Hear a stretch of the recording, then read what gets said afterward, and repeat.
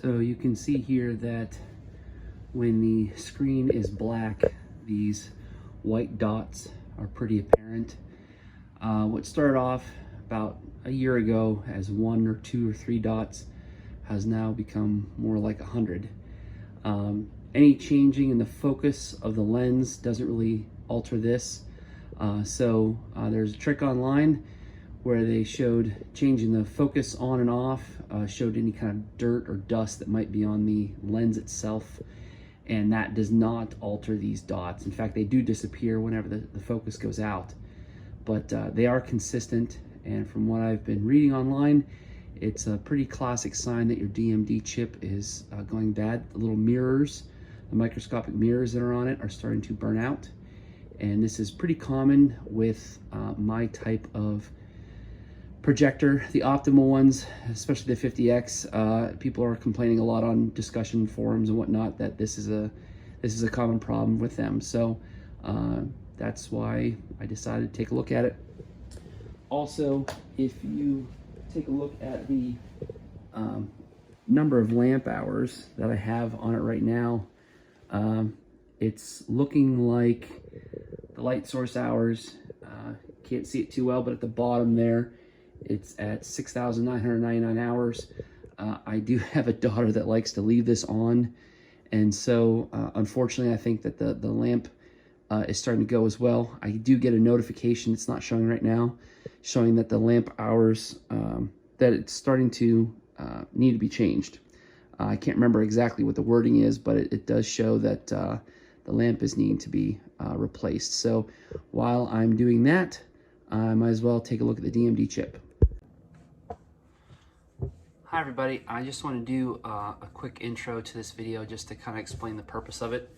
I have recently found out that my Optoma UHD 50X projector is having an issue with the DMD chip.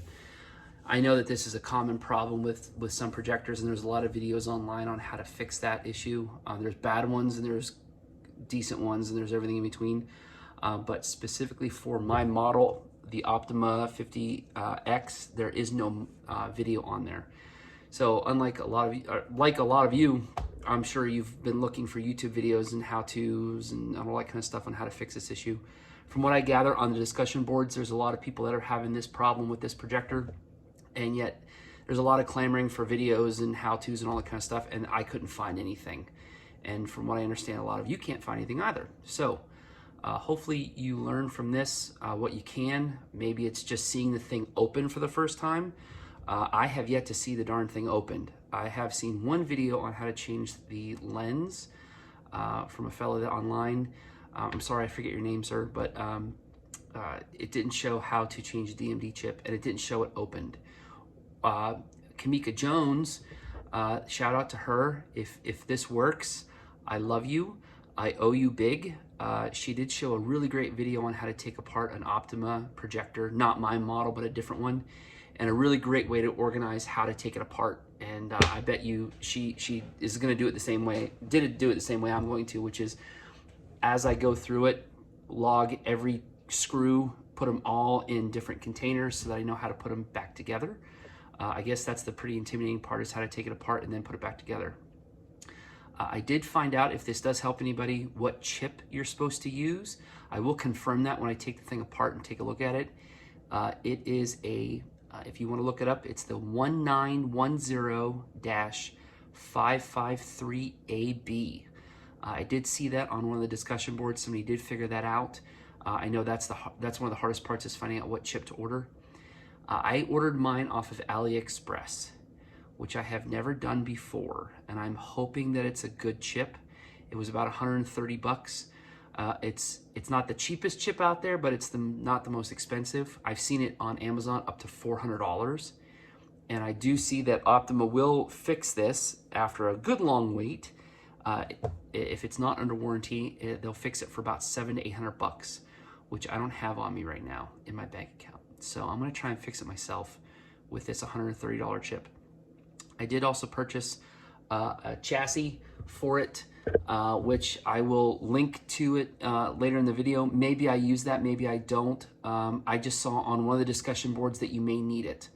I would rather have it and not need it, and I think it was $14. I'll link that in the description, especially if I do use it. I also used a thermal, high density thermal compound called Arctic Silver 5. There are thermal pads, little foam pads that you can cut to size to put behind it to protect it from the heat. It goes between the thermal sink and the chip itself. But from what I've read and what I've talked to people online about, this is the best stuff to buy. So I will be using this. I'll show you here. It's cheap. It's on Amazon for I don't know, 15 bucks. But it's Arctic Silver 5. I've never used it before. This is gonna be a learning experience for me. But I would rather protect this thing as much as possible because I guess this is an issue. There are some pictures online of just people on discussion boards that have taken this apart and shown how the thermal paste that Optoma puts on these chips, or Texas Instruments, one of the two, doesn't cut it. And that might be one reason why the DMD chips are going bad on these projectors. So to save a little bit of, to ensure my investment on this chip, I'm gonna try and use some of this stuff too. Again, if any of you guys that work in electronics see me using that incorrectly or too much or too little, please comment gently in the comments. I'm a physical therapist. I am not anybody technical. I have worked on my iPhone before. I fixed the speaker. I've done some soldering on some rudimentary things before. I'm a pretty careful, somewhat smart guy. I can follow instructions, but this is new territory for me. So if any of you out there have any advice on how I did this wrong or right, please let me know. I'm doing this video for two reasons. One, there is nothing out there yet on this. So this is kind of uncharted territory for me and for maybe some of you out there. Second reason why I'm doing this is to keep track of what I do, so that as I do this in reverse, as I try and put this thing back together, hopefully after I fix this chip issue, that I can look back on the video and see what I did in what order. So this is more for me than it is for you. But if this goes well, or even if it goes poorly, if it doesn't work, I may post this online just to kind of give some people some guidance on what it looks like when you dive into this thing. I'm quite nervous about this. I'm hoping that this goes well. This is a very expensive projector, and this is a very expensive fix. So hopefully this helps some of you. Thanks for listening. Keep in mind that this is more for me than for you, but also if this helps me, to comment, or if it helps you in any way, I hope it does. I hope it helps somebody in some way. So I'll get into it. So I didn't show this part of the video because frankly I was kind of embarrassed on how hard it was to get these out, but there are 6 screws. They are Phillips head or hex screws, and they are placed in this hole, that hole, that hole, and that hole, basically at all 4 corners.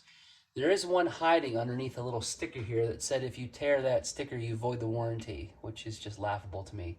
But they do hide it underneath that sticker. There are 1, 2, sorry, not on the 4 corners. 1, 2, 3, 4, 5, and 6. This one here on the side is on the lens side. Sorry, my shirt's so dusty. The top of this was very, very dusty. The screws were in really, really hard, and the Phillips head screw that I had with my kit, as well as every other one I've got in my shop, was stripping them. So I actually had to use a small flathead and make sure that I was pressing really hard so that I didn't strip those screws, because I was stripping them with the Phillips head. So hopefully I didn't strip them too much, but they were in really, really firm, so be really careful. They are small screws, and they are very, very, very easy to strip. So that's step 1.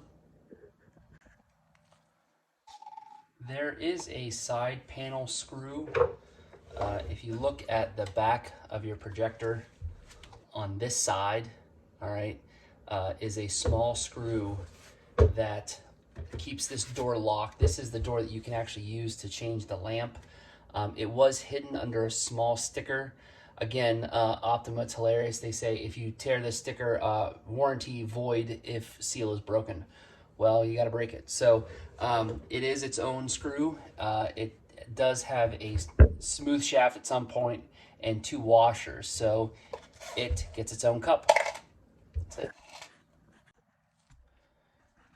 After taking out that small screw on the side, this panel I did take off. I don't know if it has to come off necessarily, but in order to take it off safely, I lifted up on this edge and then tried to slide it back. The door has these small tabs on here that will slide in these small holes right here. So in order to take it safely off, don't pry it off. Pop up this end, slide it out a little bit, and it'll pop right off. It is not connected to any tapes or cords or anything like that. So from what I understand, this is the easiest way to access the lamp, which I do have to replace. Maybe I access it this way, maybe I don't know. But in order to pop the top panel off, I figured freeing this up may help with that. On the back of the unit itself, I didn't see any other screws that would hinder me from taking this panel off, the top lid, I guess you could say. I won't lie, I did take a spudger around the edges and it just doesn't seem like it wants to free up completely. So just to be safe, I am going to remove these 2 hex screws that are just underneath the HDMI ports. So I don't think these are holding anything down per se, but there's no harm in removing them as long as I keep track of them. Okay, so I wanted to show this for anybody at home that's having the same difficulty when it comes to getting this top lid off. The plastic is made in such a way that along this back panel here, there are little indents along the way. There's one here, there's one here, there's one here, and there's one here. And there are little tabs on the inside of this lip that fit into those indents, okay? Sorry if I don't know the terminology, but I hope you understand what I'm saying. And as you're working your way around the entire thing, everything else loosens up really well. But when you get to here, what you have to do is slide your spudger into that crease, get a small flat blade screwdriver and come up underneath and just pry those little teeth out of those indents, and it will finally give way. There's 4 of them. There's one right here, there's one right here, one right here, and one right here, and they are a bugger to get out. You can't just lift the panel up. You have to pull those little teeth out of the indents, the little clips, I guess you could say. You call them clips. But I can tell right now that I've got all 4 of them out, this should come off fairly easily. Tough to figure that one out. Very, very nervous about pulling this off. So I'm gonna go nice and slow, but hopefully you get a chance to see how that works. There's one tooth finally gave free, and there's the other one, and there's the other one. Okay, so now we are free along this back seam, and you can see here a little bit, if I can lift it up, you can see what I'm talking about. These little guys here snap in, so you have to find a way to push that tab in as you're lifting up to clear those out of that that back panel. You can see there's 4 of them there in that little crease. So hopefully now she lifts up. There's one side. Let's get the other side here. And there's the other side. And that one is not wanting to give it up. There may be something else holding that in there. No, or if maybe it's just the plastic not wanting to give way. Let's see. I'm very nervous about that. How many times I've said that in this video, but trying to lift up. Oh, never mind. That's why. Huh. Right here, underneath the lens, there's another one of those teeth that seem to be embedded in an indent in the case itself. So I'm going to try and loosen that up as best as I can.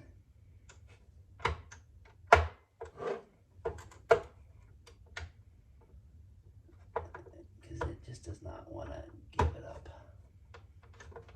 Okay. Now the lens might be holding this guy on, so I'm gonna lift it up from the back as best I can. A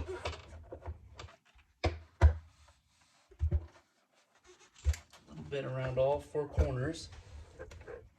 Trying to free it up straight. I'd love to lift it up off this thing straight, but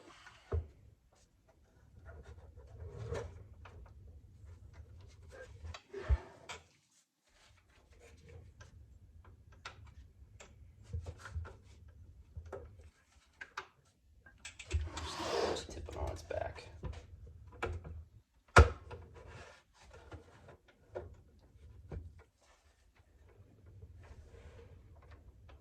There was a way to take that off. There may be a way to take the lens off. Let's see if that comes off in any way.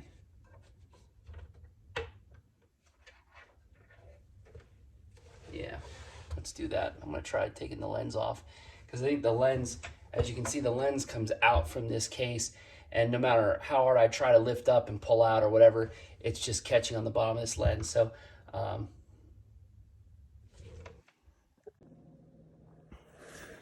okay, after a lot of fiddling with this thing, the top lid did come off.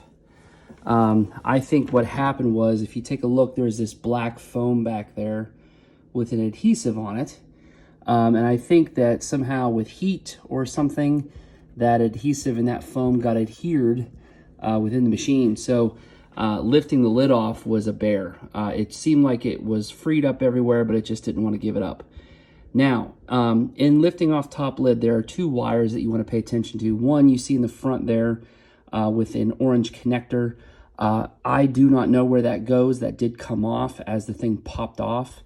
I hope that the connection that it has was not compromised in any way. The other tape comes from the main control up on the lid. And I fortunately was able to be very, very careful when taking that off. It is held down by what looks like a metal mesh tape to keep that band free. Now, when it comes to taking it off, I wanted to show this to you because it is a little bit tricky. This band, this tape here, is connected to a plastic clip, a very kind of a tan plastic clip. There are these brass tabs that cover the two teeth on either side that hold that band in. All you have to do is just pry those brass lids, I guess you could call them, tabs, up a little bit. And then what that allows you to do is get in here and just gently pull those two off.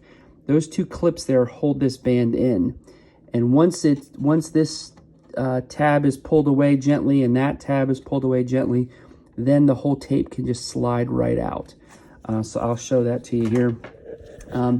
Putting that back in is probably going to have to be a very delicate operation, but it should pull right out like so.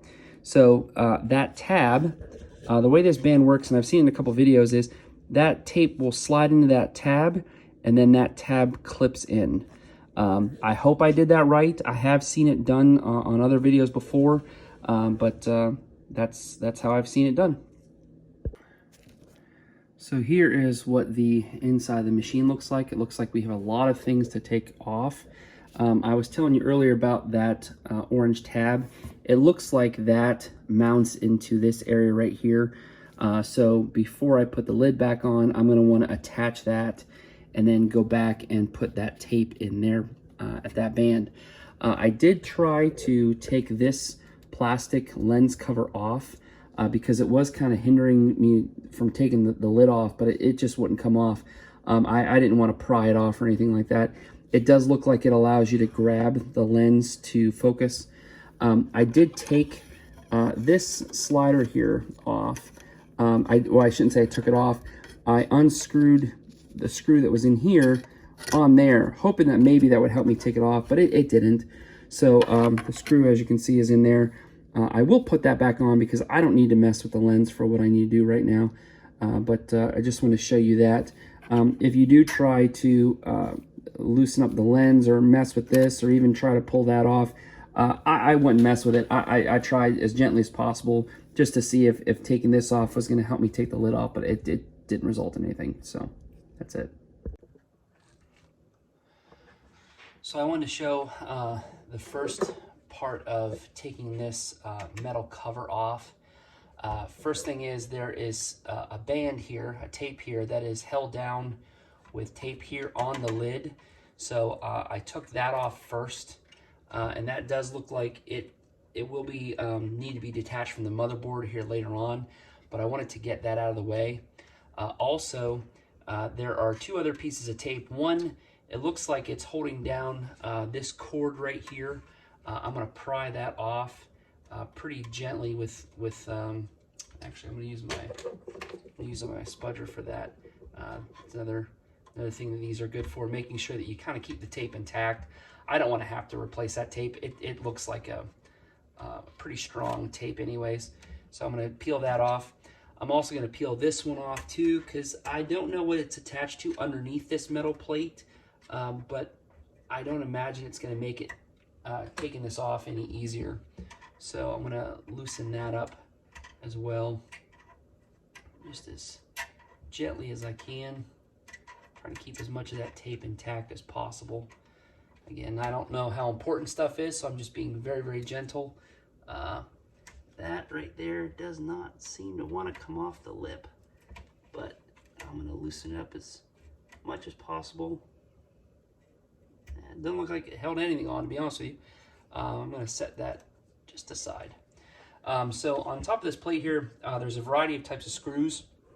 I can see 1, 2, 3, 4, 5, 6, and 7 smaller Phillips head screws.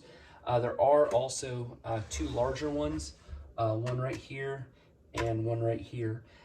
If I find any more, I will let you know. So one of the things I wanted to show you guys when it comes to taking off this metal plate, it did seem a little bit more difficult than I'd expect. It didn't just lift right off.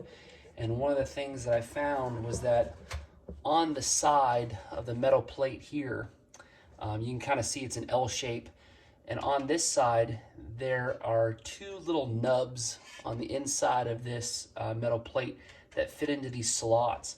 In order to free it up, they kind of fit in there, and it's as soon as you do this, it frees the whole thing up. Just take a small Phillips flathead or even like a spudger and just kind of slide it in between those 2 pieces of metal. What will happen is that those 2 little nubs will immediately pop out of the recesses that they're sitting in, and then this whole thing just frees right up.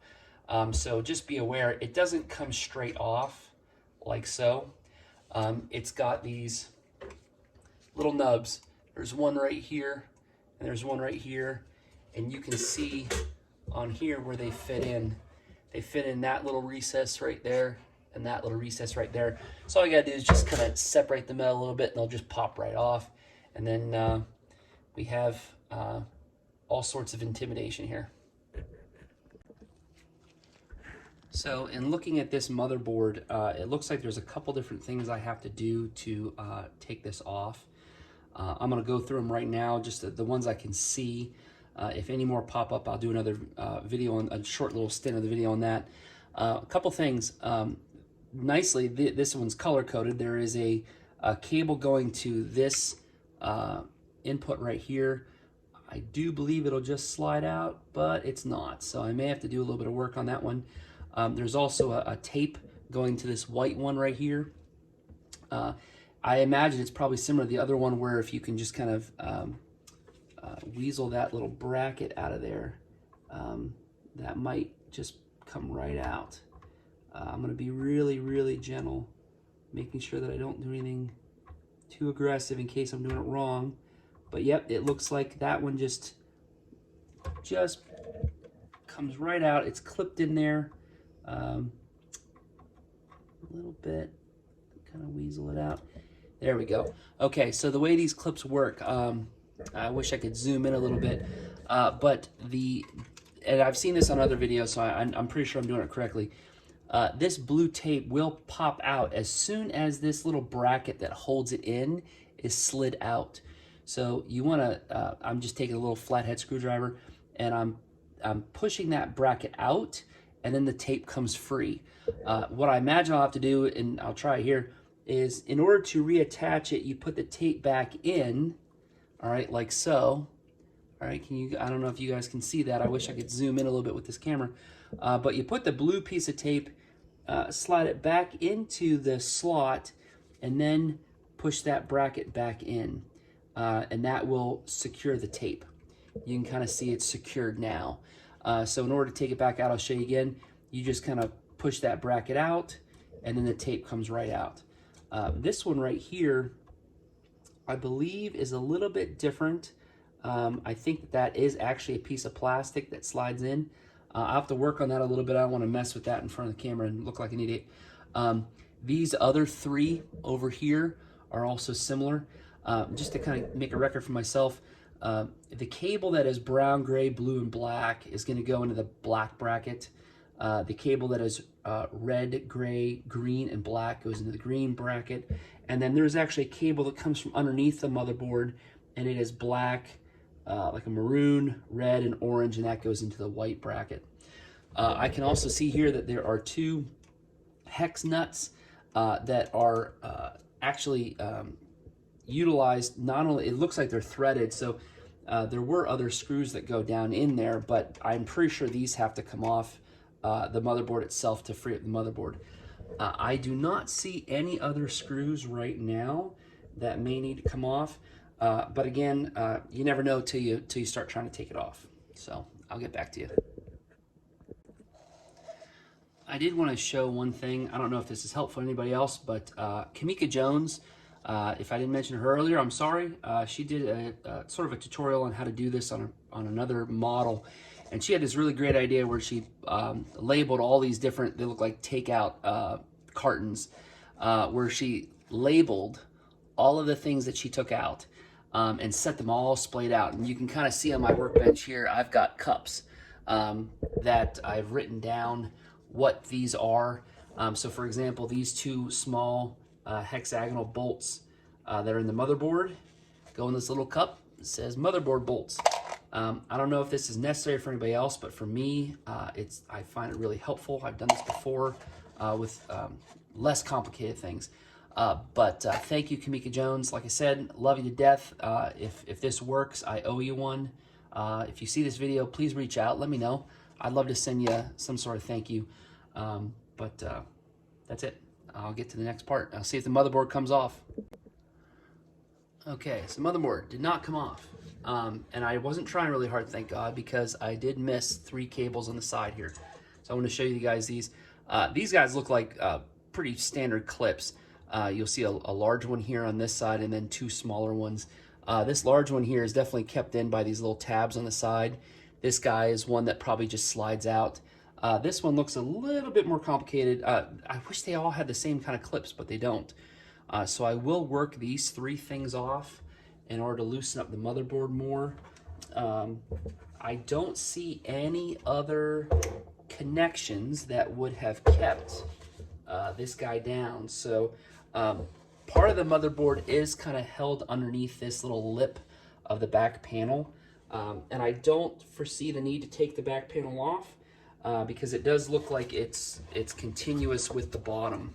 So that is one solid plastic piece there. So when taking the motherboard off, I'm going to make sure that I take it up and then out so I don't bang anything into that little metal lip there. And like I said before, I don't see any other bolts or anything else that would fix it down. There's a couple tabs here that you'll see in the motherboard, places where maybe that lines it up and make sure that you get it on right, but we will see later on. Okay, so I do want to show this on the side here. This large band, this large cable here is in there. It's folded underneath and comes back up and in. And it's pretty tight. So I want to kind of show you guys how I've been working this off. There are 2 tabs on either side that I've been pinching with my thumbs, and luckily there's a little lip that you can kind of use to pry out. And I've been working back and forth, left and right, trying to pull it out symmetrically.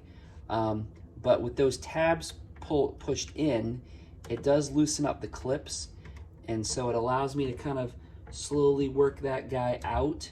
I want to do that rather than pull it and wiggle it like that, because I do want to pull it straight out. So I'll work on that a little bit here so you guys can kind of see how I'm doing that. I find that it's a little bit better to do that just because you don't want to be bending any teeth or any connections as you're pulling the cable out. And this guy is a pretty fat, thick one. He doesn't want to come free very easily. Yeah, so I'll work him back and forth a little bit, left and right, hopefully getting him out straight and not ruining any of the teeth that are such the important connection there. Let's see here if I can turn it a little bit better. I'm right-handed, so it's a little bit easier if I get it like that. And then maybe keep the tabs pulled and shimmy him. Nope, he's not shimmying out. He's in there pretty darn good. All right, I'll keep working on it. Okay, I did want to show this to you guys. This cable that comes out of the side is pretty wide. There's a lot of wires to it, and so I was a little nervous about taking it out. I grabbed some bent nose pliers that I actually use for chainmail jewelry, but they're rubber tips, so they tend to not scratch anything. I came above and below that clip with those and just kind of shimmied it out slowly. It is a very, very tight fit. I would be very careful when taking that out. And also, if you take a look at the type of connection that it has, there are a lot of teeth in there. And so I know I've been careful in the past with connections like that because they have to go in just right and they have to come out just right. So I wanted to show you guys that. And then this cable here looks like it's covered in, I don't know, nylon, some kind of nylon sheath, and it's bent underneath. You can kind of see here how it's bent underneath. So it's just a little cumbersome connection. Just be careful of it. These two smaller ones here on the side, they are pretty fragile, but they just pull straight out. Again, use my trusty bent needle nose to just kind of grab those and shimmy them out. This one, this little guy in particular, he's pretty small, so I was really, really careful with that. But now that I have everything freed up, hopefully this goes well and it's on camera, but I am going to try and take the motherboard, lift it up and off. This side here is a little bit stuck. Let me see if I can grab a spudger to lift up on him. Oh, there we go. All right, so he's a little stuck on this side. I don't know why, but it wasn't too bad. So I'm gonna lift him up that way and give a little look-see underneath just to make sure I'm not pulling any connections. And I can see some more of that foam that had some adhesive on it, it looks like. And just like I suspected with the lid itself, this foam looks like it was heated up and did a little bit of deforming and melting, and it was stuck with that. So when taking up this lid that you can kind of see here on the side, when taking up that lid, there is some foam here just to the side of the hole for the lens. I was not able to get to that with a spudger or a screwdriver, but as I was lifting up, I could see that this guy was responsible for it for keeping it on there pretty good. But now that the motherboard is free, I'm going to take some compressed air and just spray it off. I'm not going to wipe anything down or clean anything up. I wouldn't know what I was doing with a Q-tip, but there is some dust underneath, which can't be helpful. So I will spray that down and then carefully set this aside.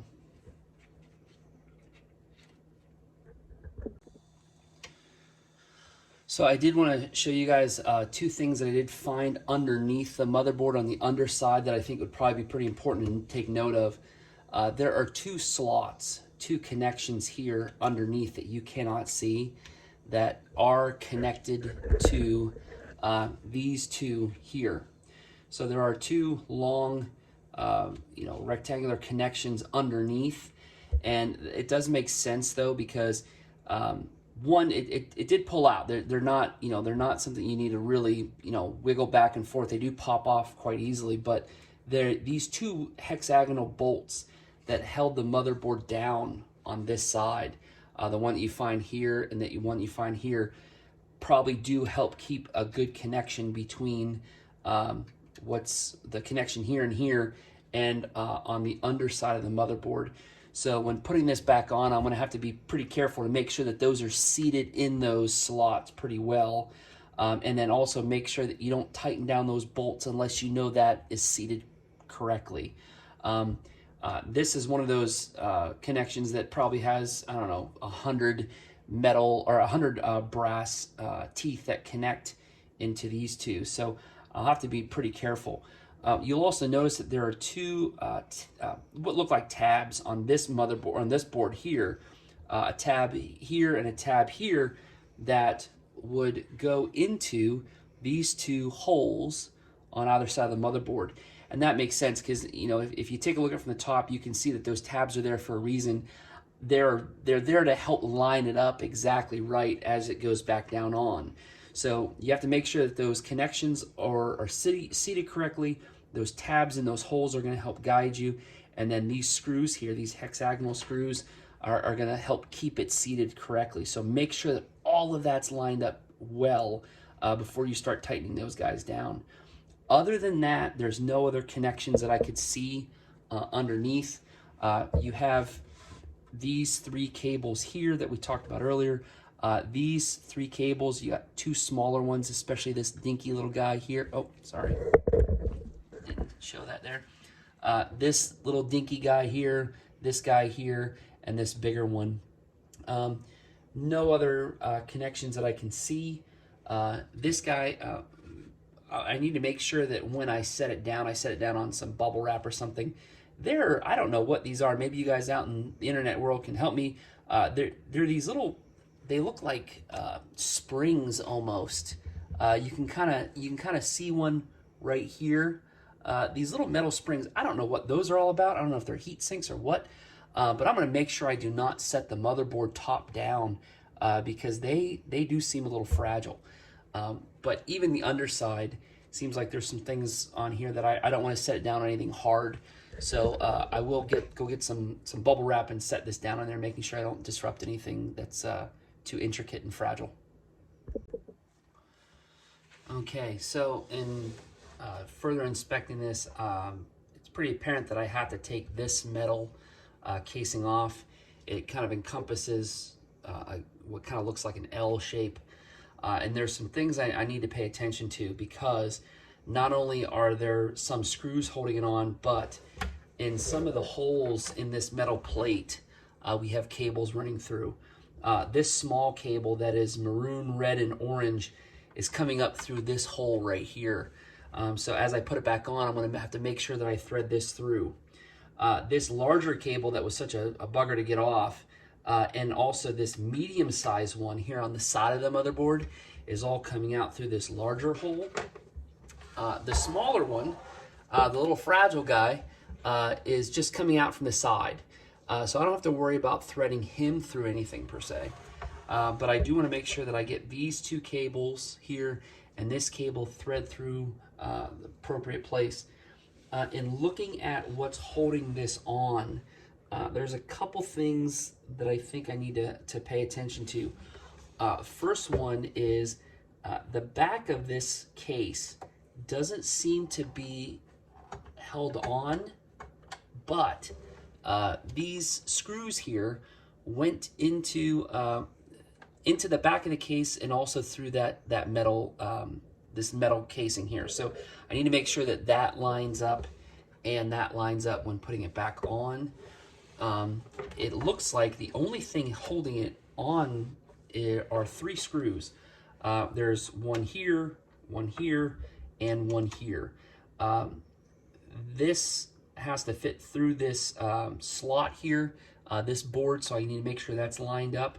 There also seems to be on the heatsink itself these two tabs.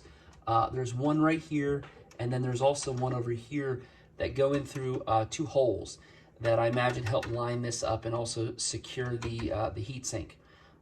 Other than that, I don't see anything else.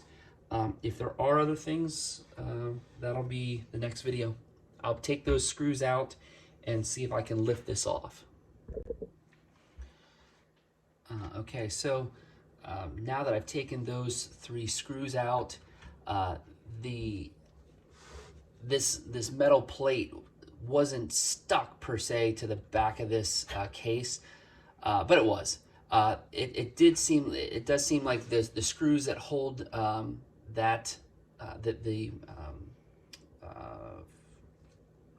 the ports in the back, the HDMI ports, are pretty tight, and there's some sort of material between them that kind of got it adhered a little bit. So just be aware of that. It kind of pops off a little bit as you go to take it out. But I'm going to push the back of the screen back and then start to lift this out really gently and make sure that these cables go back through the holes that they're meant to. Oh, these guys are hanging on.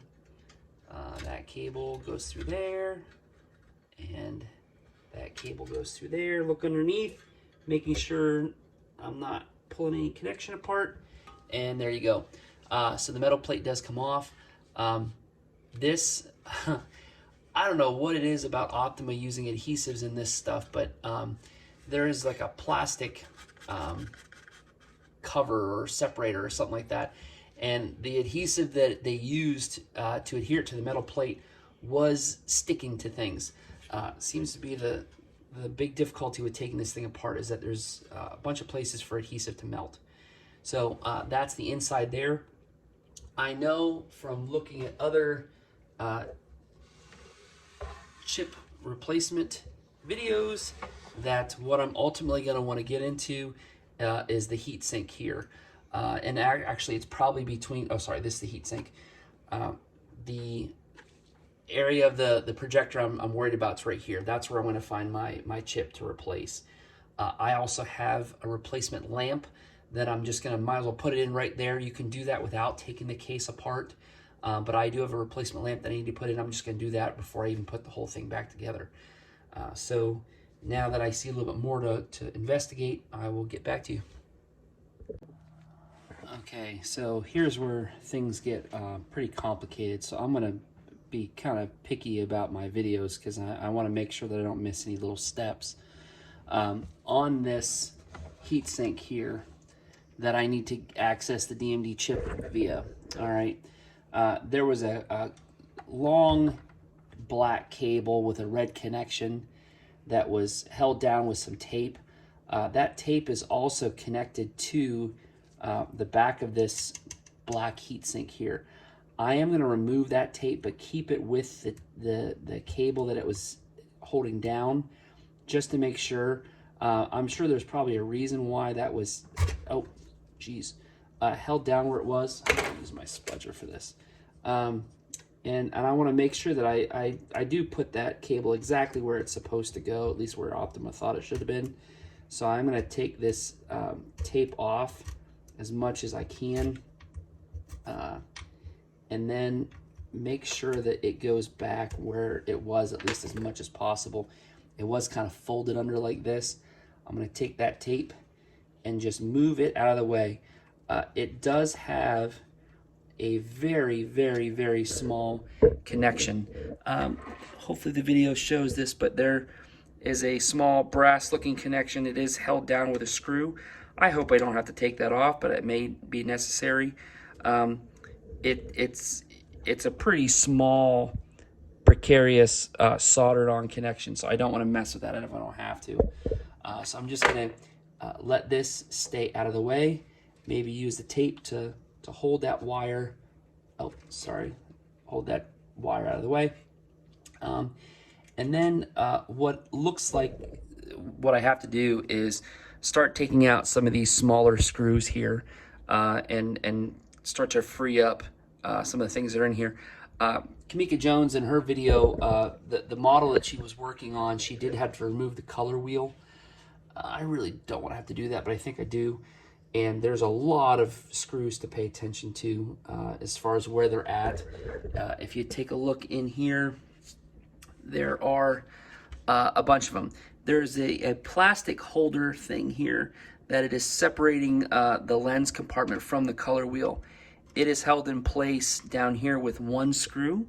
I don't know if you can see that there. Hopefully so. It's held in place with one screw. I'm going to take that out. I don't think there's anything else holding this guy down. And then there's various other screws that I think I might have to take out. So we're going to do that plastic divider screw next. All right, the next thing I'm going to take off, just because I don't know if it has to come off, but I might as well. As long as I keep track, it should be okay. This right here is a switch that when the, over here, if you take a look, when this door is closed for the lamp, this does trigger the machine that it works. There's been a couple times in the past where I've watched videos where they artificially tripped this to see if there was an issue with the lamp itself.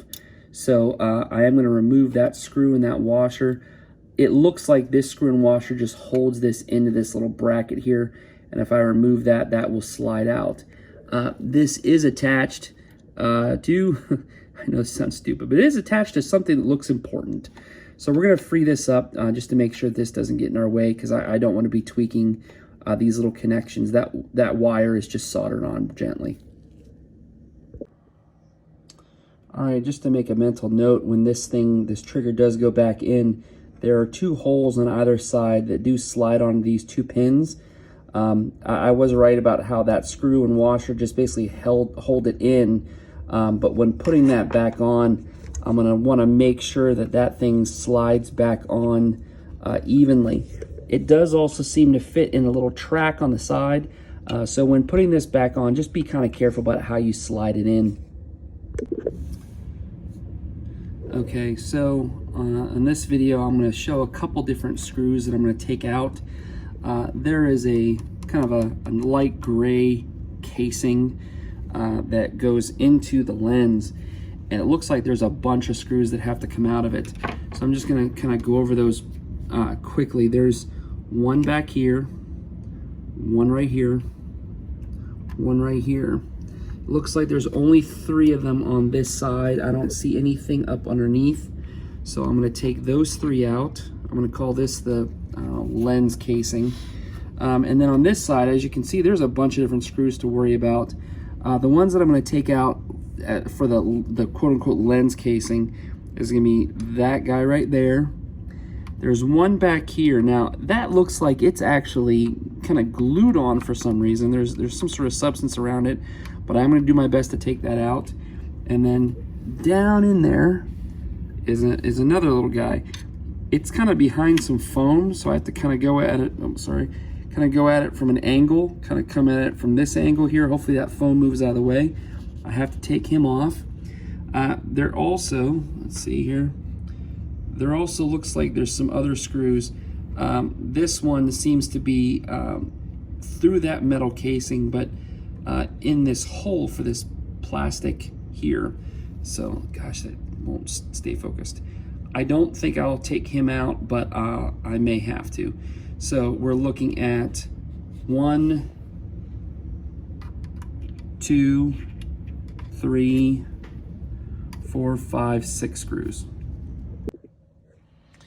Okay, so it wasn't as simple as just taking out those screws. That did help loosen some things up, but it is not coming, no components coming out the way I think it is.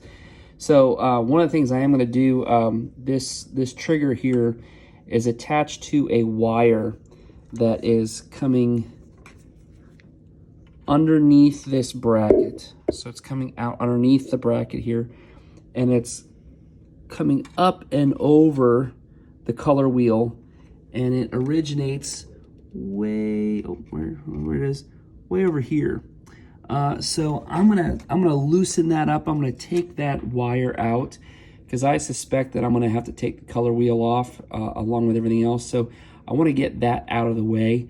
When putting it back, it's gonna kind of go underneath this plastic bracket, fit underneath that groove and then attach there. Okay, this wire here, as it courses underneath this plastic bracket, it also fits up and in. It's kind of hard to see, but there's a little kind of bracket, I guess, that it runs through as well. To take it out, I may just have to kind of lift it up and over that bracket. But my hope is that I'm just going to be able to keep it as is and not worry about it. But this wire here may have to come out underneath that thing, but for now I'm just going to leave it as is. Okay, so I've decided to take off, at least start to take off the color wheel, which is in this casing here. There's a couple screws I'm going to start with. First one is this guy. All right, I'm going to take him off. There's a couple over here as well. Let me see if I can get this little guy out of the way. This screw right here also goes through that casing. This one is in a little recess within the casing itself. I can't tell what that holds down. I may have to take that out later too, but for right now, I'm going to take this screw out and I'm going to take that screw out. I am going to leave that guy alone. It is attached to a cord, but like I said earlier, that connection of those wires onto that board is just the smallest little soldering. So I really don't want to jostle that or mess with that at all. So I'm going to take off those two screws and then see if there's anything else I need to do to free up this color wheel and take it out. Because it is attached to some things here that I can't get at. I need to take that guy off if possible to get at those screws. Okay, so I did take those two color wheel screws out, and it did loosen it up quite well, but it's pretty apparent. You can see here that the wheel is loose, but with how tight things are in there, maybe it's supposed to come out now, but I have tried to fiddle with it without messing with those wires. I've tried to pull in a variety of different ways, and it is just not coming out right now. So what I'm going to do is continue taking certain screws out. The next one I'm going to attack is that guy. I don't know what to call him. I'll find something creative to call him. Maybe he's the mystery screw. I don't know. We'll call him the mystery screw. This guy as well seems to be holding the casing here to something underneath. I don't know. I don't know if it's to this metal box here, but he is securing something. So we're going to call him the something screw, and we're going to call him the mystery screw. There's also another one down here that I don't think is doing anything, but we'll take him out too, just in case. So we'll label those guys something. Okay, so I found that this metal casing here, right here, that's underneath the color wheel, is held in place over here with a tab and over here with a tab, with two screws that are identical. So we're going to call them something screws 1 and 2. This guy here that I had taken off does not match those two. So I'm not going to call, well, neither did that guy there. So these two screws over here held the metal box through the tabs. We'll call them the something screws. Okay, so I've taken out every screw I can see except for that little guy from this side on these components, and so the lens hood, the heat sink, this is loose, but it's not wanting to give it up. The color wheel is also loose, but not wanting to give it up.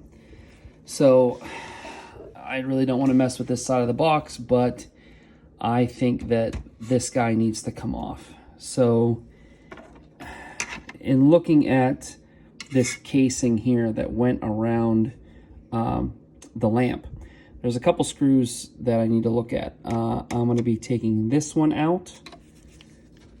If we go to the other side, I'm going to be taking, he's inside, that one out. I may take this black one out as well. Although I think all that does is just hold this guy in. But I don't know. Oh, I do know what that's attached to. So this here is attached to this cord right here, which runs to that connection. So if I want to loosen up this from the box, I'm going to have to take that screw out and then take that connection through the hole in the bottom of this plate. So I am going to take that guy out so that he can come out through the bottom. That cord does come up through a little groove, so I want to make sure that those are in place. So I'm going to take him out first. I'm going to call him black connection screw. That screw and that screw, and I do believe there's one more. Let's see where that's at. Oh, yeah, down in here, that screw. He seems to be holding this plastic casing down too. Now, as I take the casing off, I'm going to need to be careful because the fan is attached to this casing, as well as this guy right here. I don't know if I'm going to have to take that off, but he does seem to be attached to it. So for right now, I'm going to work on black connection screw, black casing screw 1, black casing screw 2, and black casing screw 3. Well, 3. All right. Okay, side note, this black connector here, when putting it back in, I'm going to have to pay attention. The small tab goes in the hole, and the larger tab goes in the slot. Making sure that the flat side of the connector is against the casing, okay? So if you look here, the flat side goes against the casing, and then the more rounded side faces outward, okay? Just to make sure that this is oriented correctly. When I put that back through there and put that back in the casing, for now it's gonna hopefully easily dive underneath there when I take this black casing off. So I do want to show this this black casing here that I was messing with, taking out the 3 screws and detaching this. As I went to lift it off, I noticed that the color wheel does come with it. You'll see at the color wheel here, when you go to lift this off, it does seem to be fairly connected, so that makes sense why it wasn't coming off. But I'm just going to slowly lift this up. This component right here, this looks like a fan. Yeah, this fan did fit down into a little slot in the casing underneath. So when putting this back, I'm going to have to make sure that goes in there correctly. Taking this off, I got to make sure this guy dives through the hole where he belongs. This black connector here, as I thought he was going to want to hold things up. So I'll make sure, oh, hold on, I'm trying to cover up the camera. I'll make sure he goes through that hole. I don't think I'm hung up on anything right now. Oh, I'm wrong. Huh. So there's a cord, a cable right here that does seem to be attached. This cable that's taped down right here does seem to be attached to the casing. But I think if I'm lucky, I can just kind of tilt it out of the way. Yeah, it looks like I'm lucky enough to do that. Let me move the camera here. So this is what it looks like underneath. You can kind of see how that cable is still attached. I'd really love to free that up if I could. And it does look like that it is attached to this board down here. If you see it running underneath that, let's see if I can get a good picture of it. Underneath where my pinky is, see that metal that metal casing. That cord is running underneath, and it's attached to the board with a white clip. Just to make sure that I can completely take this off, I may undo that clip and then peel away the cord from the tape. Sorry, the camera work is so bad, but I'm trying my best. Like my headlamp. I may set this back down and free up that cord, take the tape off, and then take that little white clip off the board just so that I can completely free this apart. Okay, so I need to show this here. That cable that I was just talking about looks like this, and it does attach down to that board right. Let's see if I can get a good camera angle on it. Right there, okay? But I changed my mind about completely freeing this up because there was one more cable. This guy right here, he's attached with some other type, sorry, there we go. Some other type of connection that I just don't feel like loosening up. And it's attached way over here underneath to another board. Now, I don't need to worry about this necessarily as long as it's sitting correctly over here. So I'm just going to set it down on that side of the projector. One interesting thing was when I did take that off, the color wheel did come free, okay? I don't see any issues with it. You know, I wouldn't know necessarily what I'm looking at per se, but there's no cracks, there's no dust. I made sure not to touch it. I may take some compressed air to it just to make sure it's nice and clean, because you can see it's a little bit dusty in there. I don't know how much that affects its function, but it can't hurt. And now you can see that it does give me access to this right here. Now, whether this comes loose or free, let's see. I don't see any screws that I may have missed, although this foam here might be hiding some guy. Ah, yes, I'll be darned. That's why. So, okay, take note that underneath this foam here, there is one more little screw underneath there that, of course, is holding this this lens frame that I've been calling it, the lens frame to the base. Also, you'll note that there's two screws that are almost impossible to get an angle on that are, I don't know if they're connected to this board or not, but they do connect somehow this heatsink to the board. So I'm gonna not mess with those if I don't have to. I imagine that when they put this thing together, they didn't screw it in from that angle. I imagine it was probably screwed in when it was off. So I'm not gonna mess with it, but I am gonna get at that little guy. No wonder why I couldn't pull it off. There was one more screw holding it on. So once I got that screw out from underneath this foam here, the entire component just came out really nice and easy. It wasn't hard to take it off. It wasn't fitting in any bracket or anything like that. I did have to pay attention because this cord here that was connected up to the motherboard was connected, so I wanted to make sure that I didn't tweak this guy at all. But now we have finally gotten the gotten the component out of the projector that has the chip that we're interested in. Now I will have some screws to take out. From what I understand, the chip is directly behind this heat sink. You know, I might be surprised on that. It might be underneath this one, but from what I gather, the chip is pretty accessible from here. I don't have to mess with going into the lens or anything like that. Lord knows I don't want to mess with any of that if I don't have to. From what I have seen in other videos and other models, the chip is between here and here. So what I'm going to do now is work on taking out these screws. There's 4 screws here that connect the heatsink. We're going to call those heatsink screws. And then that will give us access to this board here.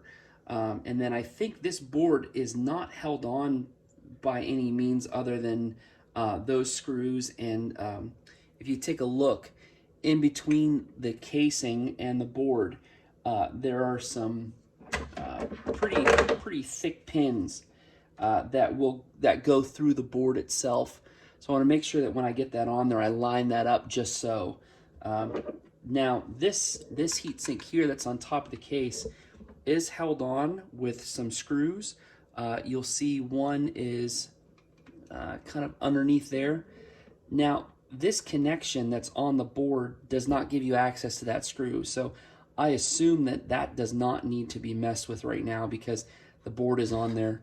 And I don't see another screw on the other side, or actually even underneath. I don't see any connections underneath. There is a black casing here with 4 screws that attach it, but I'm not going to mess with that unless I have to. Probably have to sooner or later. But I really think that once I get this heatsink off, that'll give me a view of the chip. And that's a whole other part of the video. So one thing you want to pay attention to when taking out these heatsink screws is that they are spring loaded. There's a spring on them. It doesn't seem to be too easy to take them off, but sometimes when you take out screws that are really in there with a spring, they can pop off. So make sure that you keep an eye on that. It does seem to be kind of a unique screw in that it has small threads on the bottom. It does take a long time to take these out. They're a lot longer than you think, and they do tend to really pop off when they come out. So just be careful of that. Okay, in taking off this heatsink, not only do you have to take the screws off, but there is some metal tape that is holding that on. I believe what you end up having to do is kind of peel it back. Yep, there we go. Okay, and then that screw will fall. Oh, shoot, both screws will fall out. That's why. Okay, so let me move this into the screen. Actually, let me see if I can peel that off. That doesn't necessarily need to be on there like that. Okay. And I'll get that screwed off the floor later on. All right, so now I am able to look at what was my previous DMD chip. If you take a look there, you can kind of see the chip is underneath this bracket. So I will have to take these screws off. And I know that there's there may be a gasket underneath here. I've seen other models where there's a rubber gasket underneath here. So when you take this off, just make sure you pay attention for that. But you can see the thermo paste that's on it. It's all dried up. This isn't doing squat for that chip. I've seen other posts online where people have finally cracked into this thing and shown this exact problem. So that's one reason why the Arctic Silver stuff I'm gonna put on here and make sure that there's a good bit on there, not too much, but a good bit, because this right here, like I said, I'm no electrician, but I've heard other electricians talk about how this is just crap. For such an expensive projector, I don't think they're protecting these chips very well.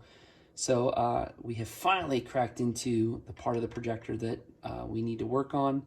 I'm gonna take this off. I'm gonna take this plastic off here. I know this has to go back on in this orientation. So if you look at the bottom, there's like this sloped piece. That is gonna take the section that had the tape on it. So when putting this back on, I wanna make sure I put it back on in the right orientation. So, well, I guess you could say just here's the top of the lens. And if you flip it around, the top of the lens with the board with the tabs gets this little guy here. So if I do have to pay attention to how I put this back on, that's how it's oriented. Also, just to make sure, the place that has the 2 screws is the narrower part of that bracket. I do believe I keep this. I don't think I have to replace this, but the chip looks like it's between the motherboard, or not motherboard, but the board here, and whatever's behind this. So I think between this heat sink here there's a little cutout where the chip goes in the cutout of the board, and it's between the board and the heatsink. But I know that this bracket has to come off in order for the board to come out. The board also fits onto that heatsink through these 4 holes. So it should line up pretty well, but I'll get this off next.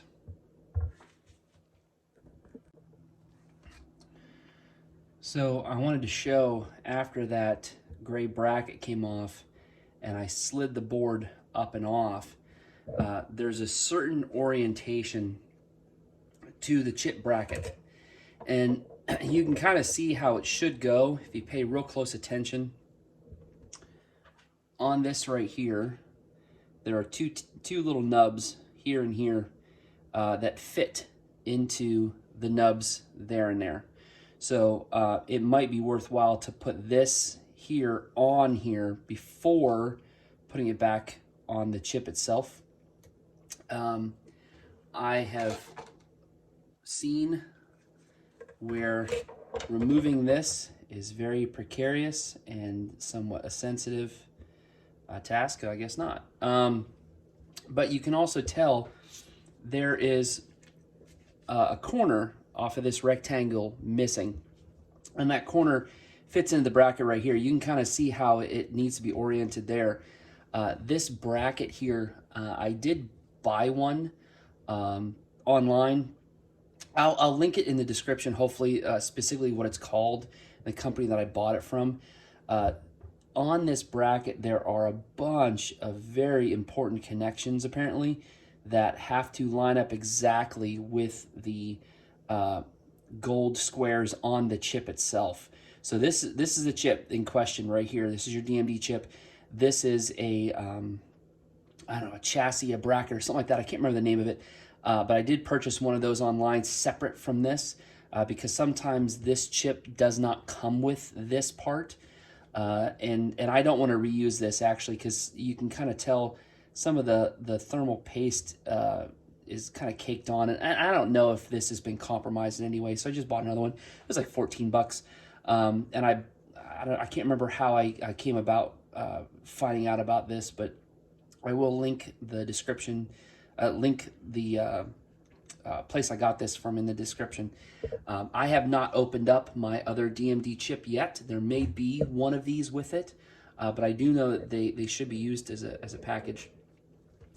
Let's see what the culprit here looks like. It does look like it's put in with some type of seal. I don't know if that's going to come out with the chip or not, but we'll kind of slowly pry it out. Real gentle. Of course, I'm hopefully trashing this thing anyways, but oh, it's a gasket. Okay, so this right here, I'm just going to leave this on. This is just a really soft, squishy, almost like a rubbery foam. I'm going to leave that on there because it looks like it's in good condition, and obviously it has some sort of function. Now, I have seen other DMD chips where when you look at it, you can see all the faulty mirrors. And let's see if that'll pick it up on the camera here. The camera may pick up that it's perfect, but actually I can see a bunch of little dots, and I know that should be perfectly smooth and clear mirror-like. So I can tell that this chip has started to go bad. Thank God I did all this for a reason. The next chip I will make sure that I put some better thermal material on the back, because from what I understand, it's the excess heat that makes these mirrors go bad. There's thousands, probably millions of microscopic mirrors in here in that chip that gives you your pixels. On this chip itself, I cannot see the name of it. I may have to take some of this dried up crappy thermal paste off to find out what the actual chip is called. But like I said before, I looked up from a couple other people the chip that's supposed to replace this, and I do have that linked, and I think I mentioned it earlier in the video. But I will try and clean some of this up and see if I can confirm what this chip is as well as my replacement. But for right now, I think I'm just gonna coast for a little bit. All right, everybody, this is a few days later. Decided to dive into the main fix tonight. Couple things I was able to get for this part of the video. There were two components to the DMD chip that you would want to either make sure that you saved or buy a new one. One is the chip itself, which I have confirmed after cleaning off some of the thermal paste that I did, thank God, buy the right chip. This one here that was in the projector itself is 1910553AB. That is the chip that you want to purchase. And fortunately, the one that I got on AliExpress is also the same chip. Same numbers, same everything. It looks identical. Hopefully it's legit. The only complaint I have about AliExpress, it did say that it was going to be a month shipping to get it in. It arrived in 2 weeks, but they sent it to me in bubble wrap and wrapped in a tissue. So I don't know if that's going to be an issue or not, but I think it's kind of strange that they sent it literally in a tissue. Thankfully, not a lotion tissue or anything like that. But I guess it is common. There's a fella on YouTube who puts out great videos. Fix It Frank. Shout out to Frank. Thank you, sir, for putting all the videos that you posted online. I've watched a ton of them. Anything that had to do with DMD chips, projectors, anything like that, I've watched your videos. Unfortunately, you never posted a video about this specific projector. I don't know if you haven't had one yet. I was really hoping. I waited for about 6 months to see if you put one out, but you didn't. So I am referencing your videos to do this. And from what I gather, when he gets DMD chips, they come like this. Maybe he gets them from AliExpress too, I don't know. But anyways, side note, there's also this bracket that comes on top, all right, that actually does connect. Some of the connections on the bracket itself connect to the chip. That bracket, I did see on a discussion board somewhere that you do want to buy another one of these, or make sure that you clean off this one really, really well, because these connections are very fragile. I'm glad that I did buy another one, because this one has thermal paste on it, and I don't know if this is an issue or not. So I did buy another one from another company called Mouser Electronics. That's M-O-U-S-E-R. I'll try and link that specific bracket in the description, and it is identical, and it's clean. So I'm glad that I got this. If you do want to look it up, and if for some reason I'm not YouTube proficient enough to put it in the description, it's called, again, Mouser Electronics. It's TE Connectivity IC and Component Sockets, Dual LGA 257 POS DMD, okay? And the part code, let's see, looks like I would look up 2319757-1. If you want to look at the description of that, this is the order form that it came on, in case you have trouble finding it. But I looked up this specific DMD chip and looked up socket, and Mouser Electronics had it. It's one of the few websites that did. So what I'll be doing is first cleaning off this mirror a little bit. I did do that with some Q-tips and some alcohol, but for some reason there seems to be these two spots that just don't want to give it up. I don't know why, but I am gonna take a little swab here. There is a really, really fine mirror. It looks like it has some sort of protective coating on it, but the alcohol does clean off it quite well. But there's just these persistent fuzzies or something.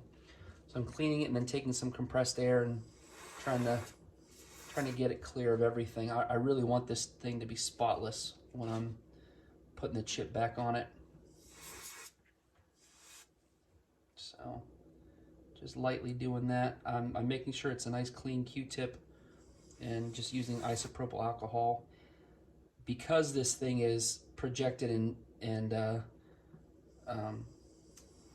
you know, magnified 1,000 times over, I figure any little bit of dust or speck on this may, you know, magnify 10 times over by the time it hits the screen. So I want this thing perfectly clean.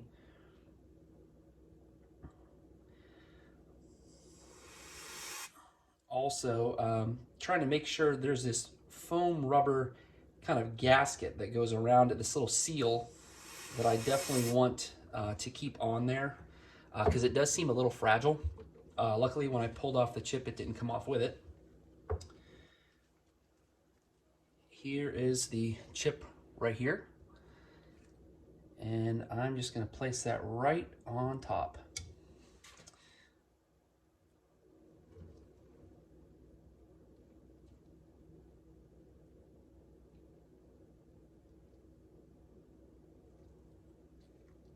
Let's see here.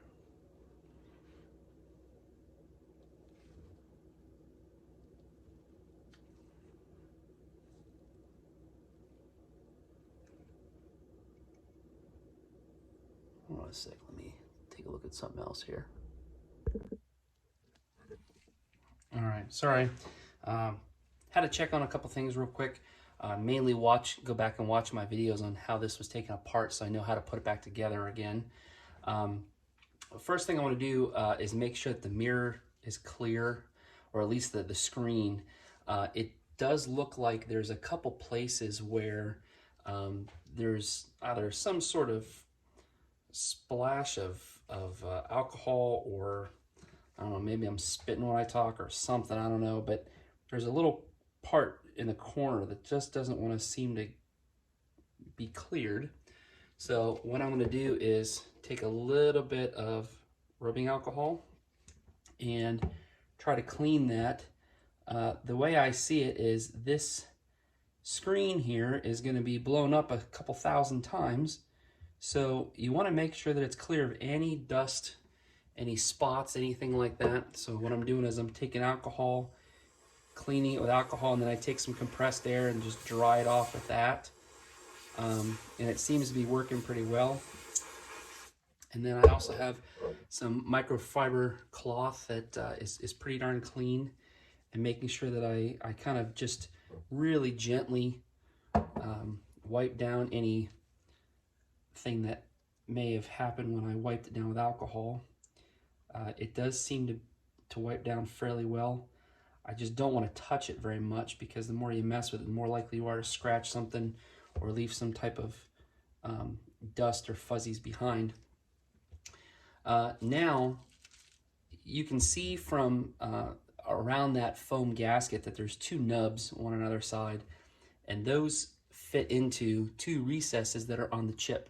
Okay, so one corner of the chip is missing. It's kind of a squared off corner.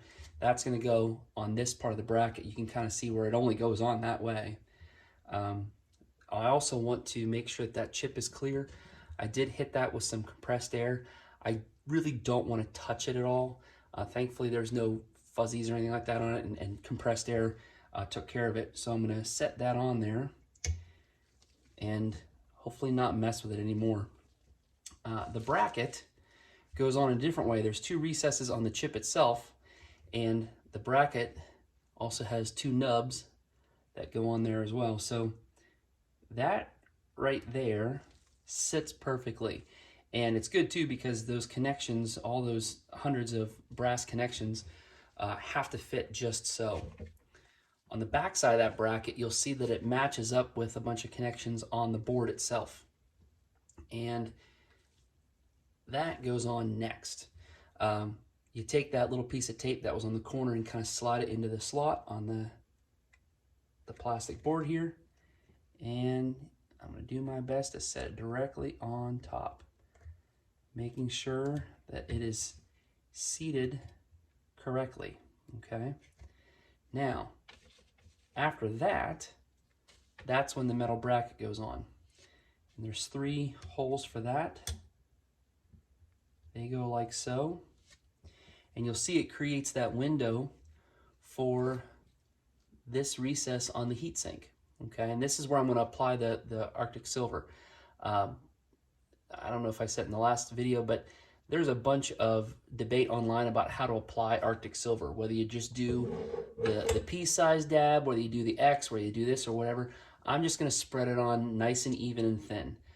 The way I see it, it's safe to get a little bit excess on there if you have to, because it does not conduct electricity. So if you get it on the connections, that's okay. It does conduct heat. It's a conductive material, but conductive of heat, not of electricity. So I would rather get the connections set and then put the Arctic Silver on afterwards, rather than try and get it and smooth it onto the chip itself. I just don't see the reason in that. So from here, connect this down, making sure that all those connections are as lined up as possible. I'm going to tighten up the screws a little bit on each one, and then do the final tightening once they're all down.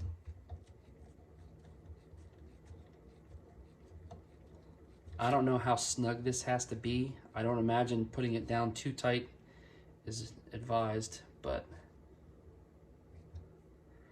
I want to say thanks again to Fix It Frank, if I didn't already. I watched his videos on how to do this. He's got a great YouTube channel on how to fix projectors. Everyone except this one, Frank. I'm disappointed in you. Really would have loved to have you show me how to do this. God almighty, I would have. But hopefully you watch this video and you can tell me what I did wrong. Gently, okay, kindly, with a little bit of grace and understanding that I'm not a pro at this. All right, so this seems to be set. It's nice and secured. There's no wobble or anything like that. I try not to tighten the screws down too much. Now we'll get to another video with the Arctic Silver. Okay, so if you go to the Arctic Silver website, you're going to see them ask you which CPU you're using this on, and I'm not using it on a CPU. They tell you, is it the middle dot, is it the line method, is it this, is it that? So I don't really have any specific guidance on how to do this for a DMD chip. The thermal paste that I did find on this, when I took this apart, it was all over the place, but it was dry and it was thin. So what I'm going to do is I'm just going to squeeze a little dot on all the corners. Oh, it kind of comes out a little watery. But I'm just going to kind of spread it around a little bit and then use the spatula to smooth it out. I call this the butter method, like you're spreading butter on toast. So I'm just going to make sure that all the surfaces of this heatsink where the chip actually butts up against is nice and coated. It does spread pretty well though. Kind of spreads like a peanut butter. Not necessarily like a butter, but peanut butter, yeah. And I don't think it has to be thick per se, but I do want it to make good contact with all aspects so that no one part of that chip gets hotter than another. There's a lot of videos online that compare different compounds, and also there's videos online of when you spread this on a CPU and they clock the temperatures while doing some computing, whether the amount of Arctic Silver that you use matters, and it does. It does seem to be that if you don't cover the entire chip, you don't get the full benefit of it. So it does seem like spreading it out evenly is key. So that right there is how I'm doing it. It is completely covered, not very thick, but I think that's the point, because you ultimately want that chip to place its heat here and have the heat sink disperse it as much as possible. So I'm now gonna adjust the camera a little bit and you'll see how I'm gonna put this on. Let's see, heat sink screws right here. So I'm gonna place this directly on there. I'm gonna look underneath to kind of see how that goes on.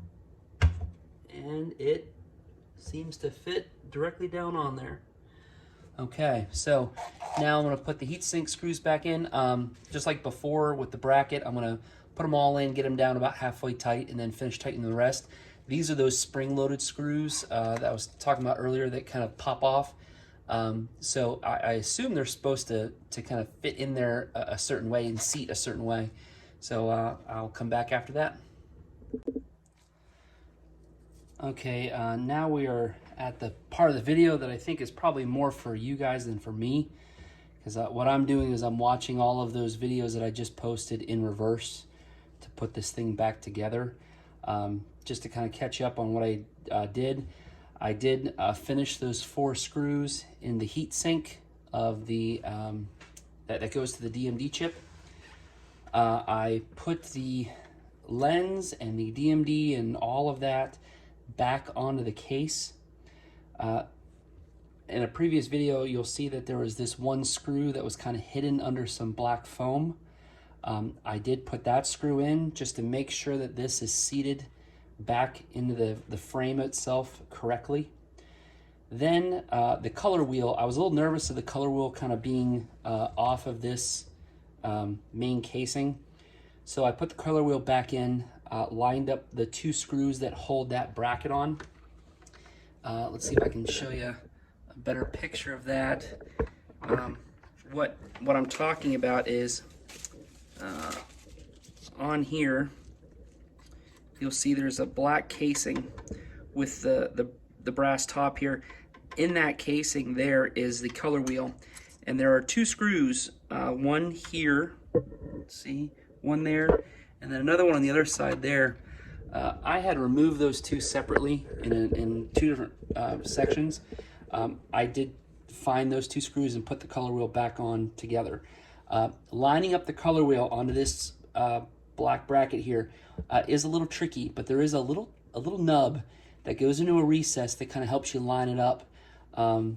So I did secure the color wheel back to this black case here, and very gently put that case back down. Now, a couple things you want to watch out for when you put this black case back on. There are a couple places that you want to line up so that it goes back on correctly. One is this fan right here. There's a little kind of semicircle groove that fan fits into exactly in the case. If you took this out, you'd see exactly what I'm talking about.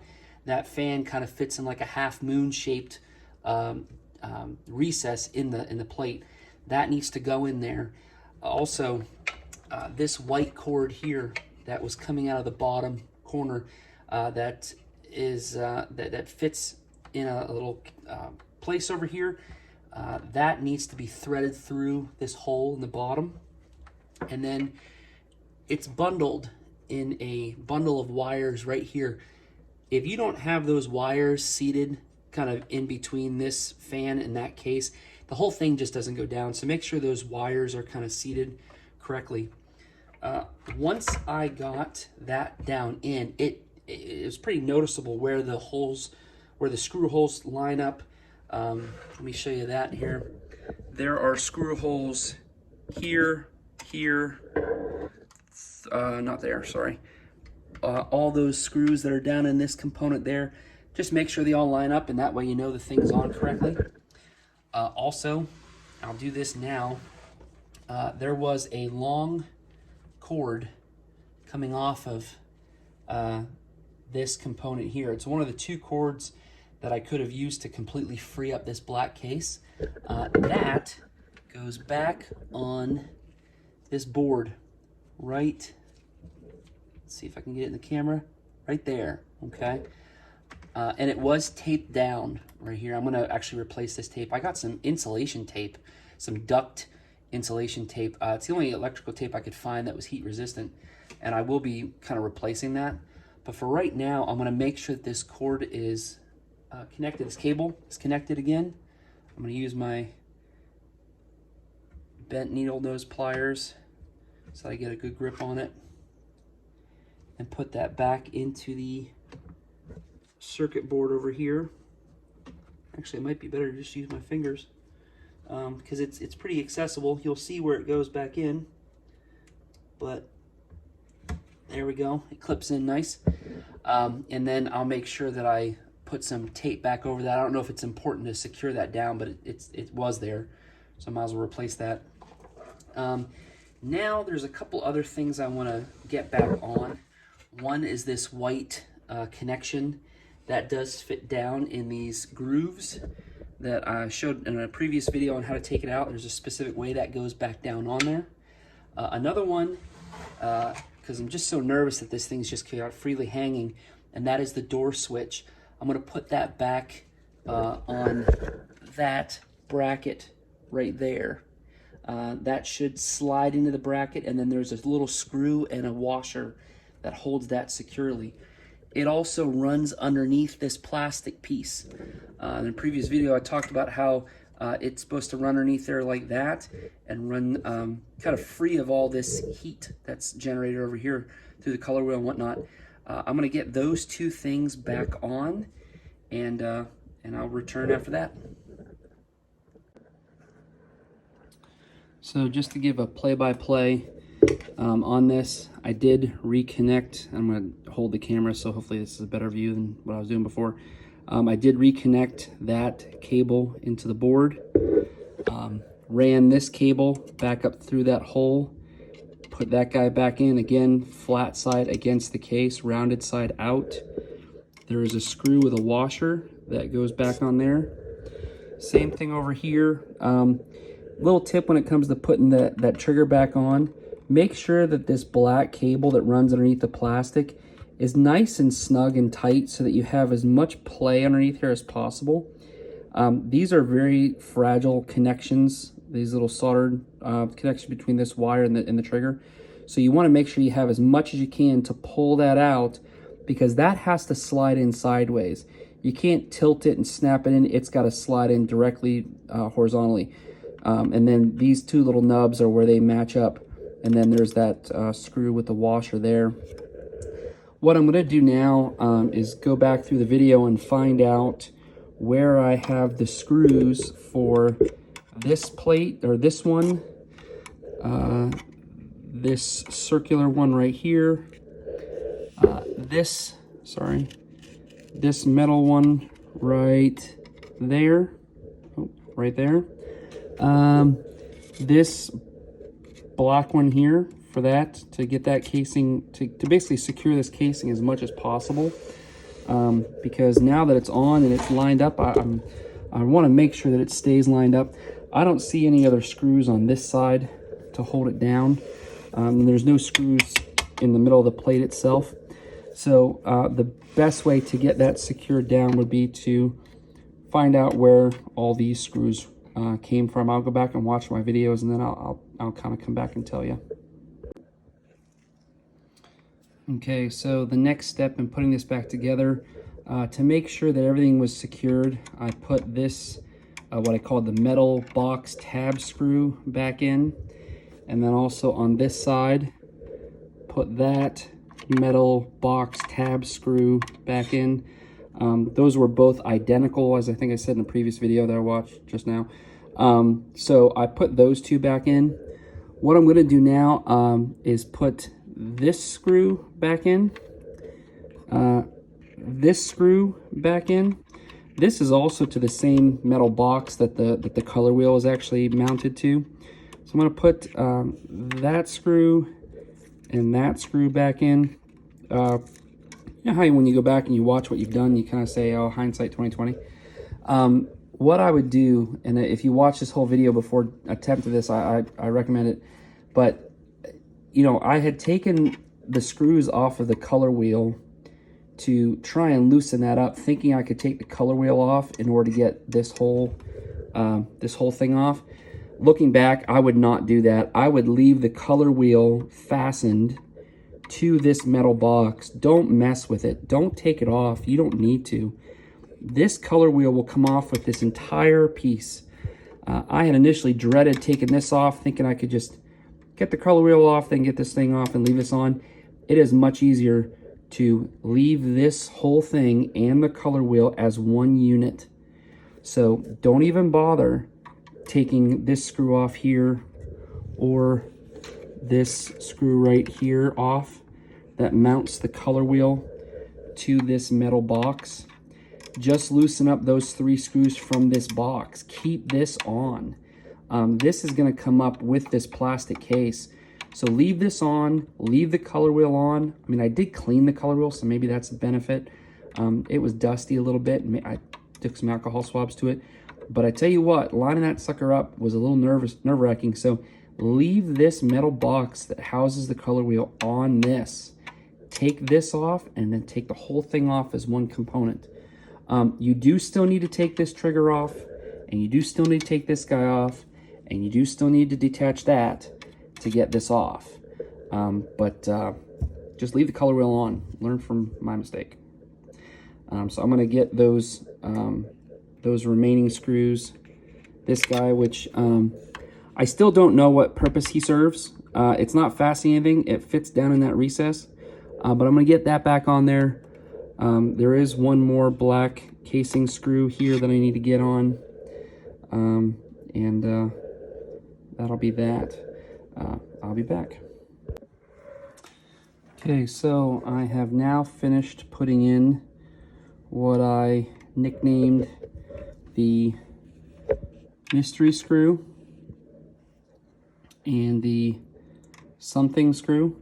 By the way, the something screw, as I'm putting it back on, I found out that underneath this metal plate, it's attached to that gray lens casing.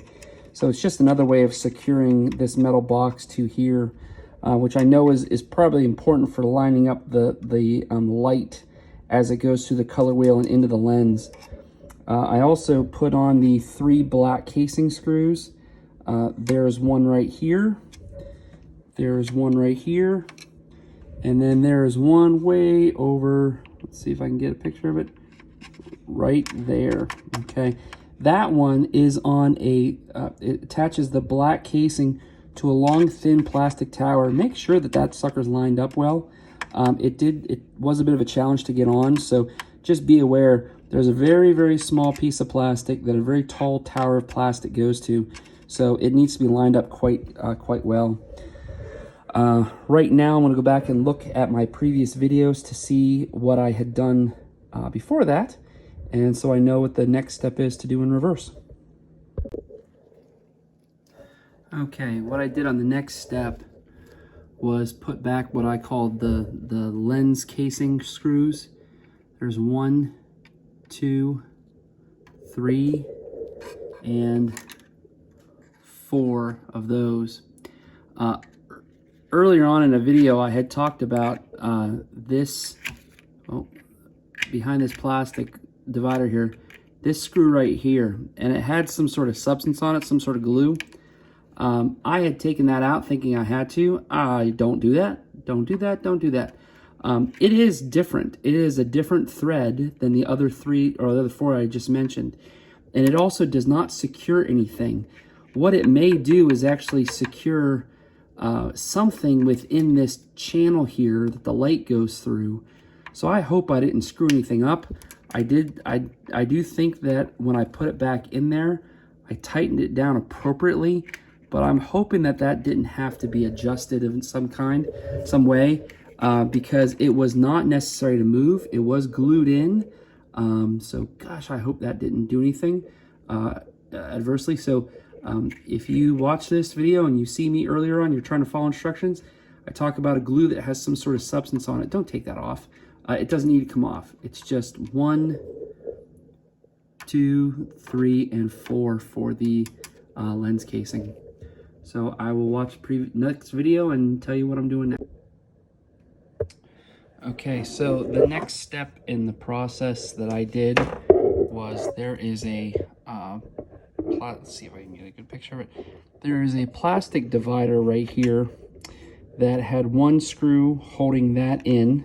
It wasn't securing anything else.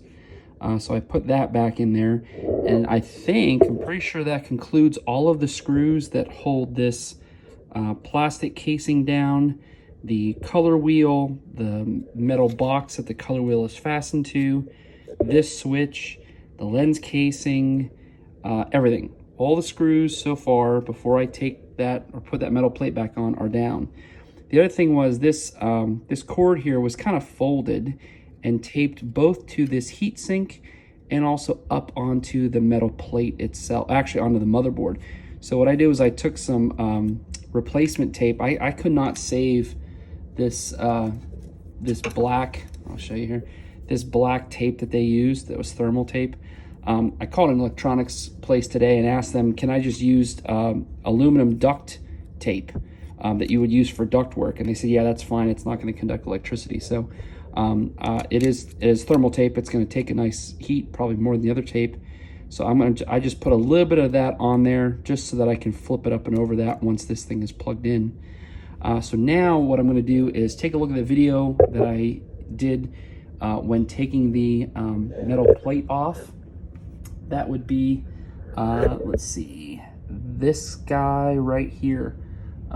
So I'll be putting him back on, and there's a bunch of things to pay attention to when putting that back on.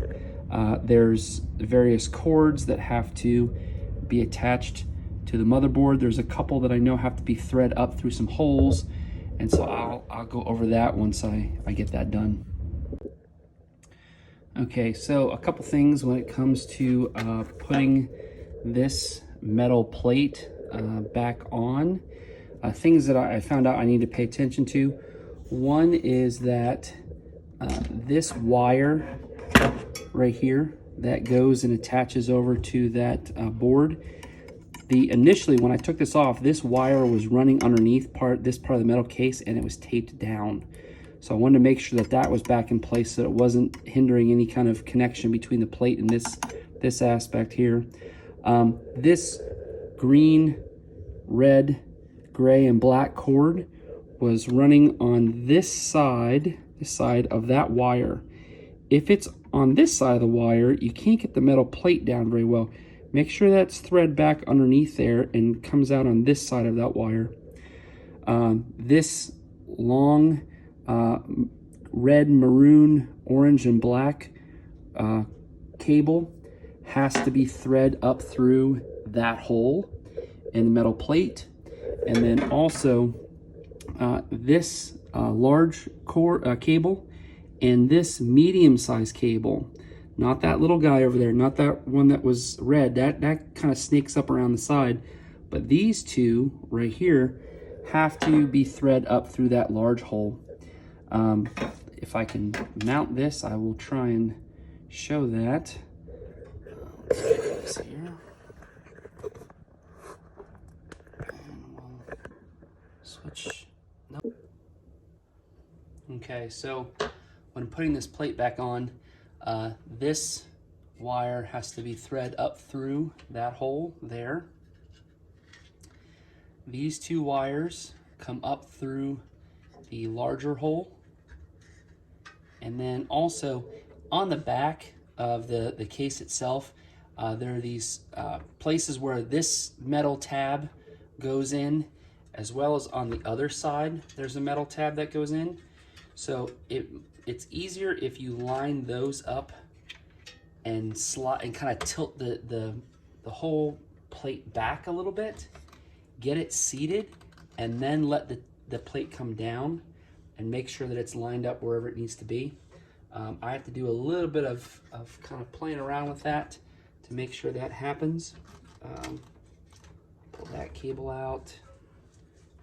Kind of, that's seated and that's seated well.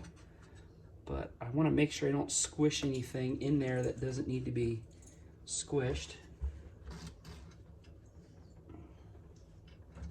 It looks like everything is where it should be, at least. There's that cable and that cable, and it should fit down.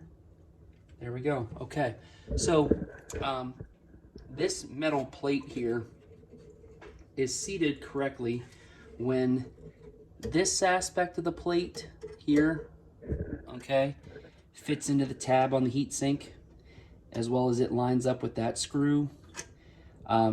this foam here, it makes it a little bit challenging to kind of seat it well, but let me see if that little plastic tab can come up. Oh, see, something keeps pushing it, popping it back up, and I don't know if that's normal or if there's something in the way. I guess we'll find out, but it does seem like it sits well enough.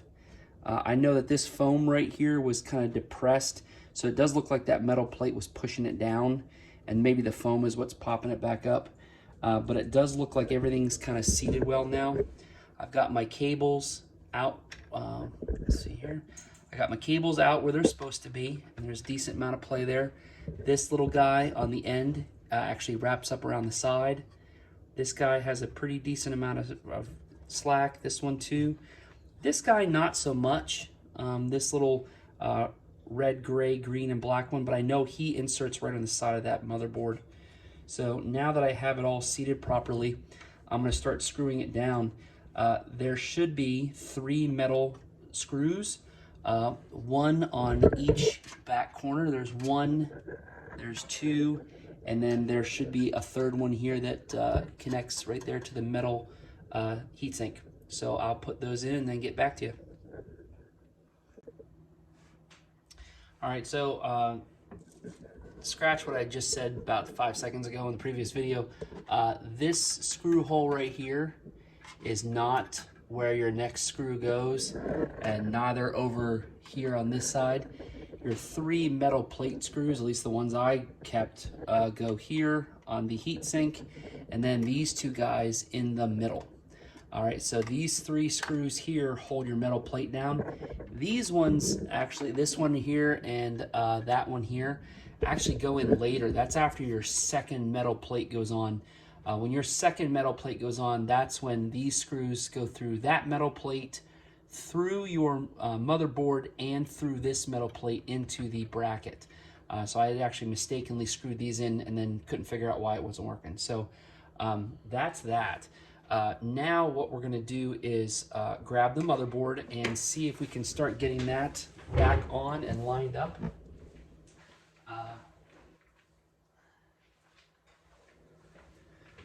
Couple different things that you need to pay attention to when putting this back on. One of which are these 2 rectangular tabs. Those go into these 2 connections over by the motherboard, or sorry, heatsink. These 2 right here have a lot of teeth to them. They're very important connections, I imagine. So those need to be seated very well before I screw this down. Also, this board right here has 2 tabs on either side that also line up with 2 brass covered holes in that board. I'm going to make sure these cables here, let me adjust the camera here. I'm going to make sure these 2 cables are out of the way. I'm going to make sure this cable has enough slack to kind of wrap up and around. In fact, I might just kind of pull that guy quite a bit out of the way. But I do remember when putting this board back on, I'm going to spray it off with a little bit of compressed air. Make sure there's no dust before I put it back down. I do remember that this board had to go into the ports on the back of the case. That was important to help it line up. So you kind of have to start nice and shallow and then just slide it back, making sure that you're shallow enough to get it under the lip of this back case. Get your ports in.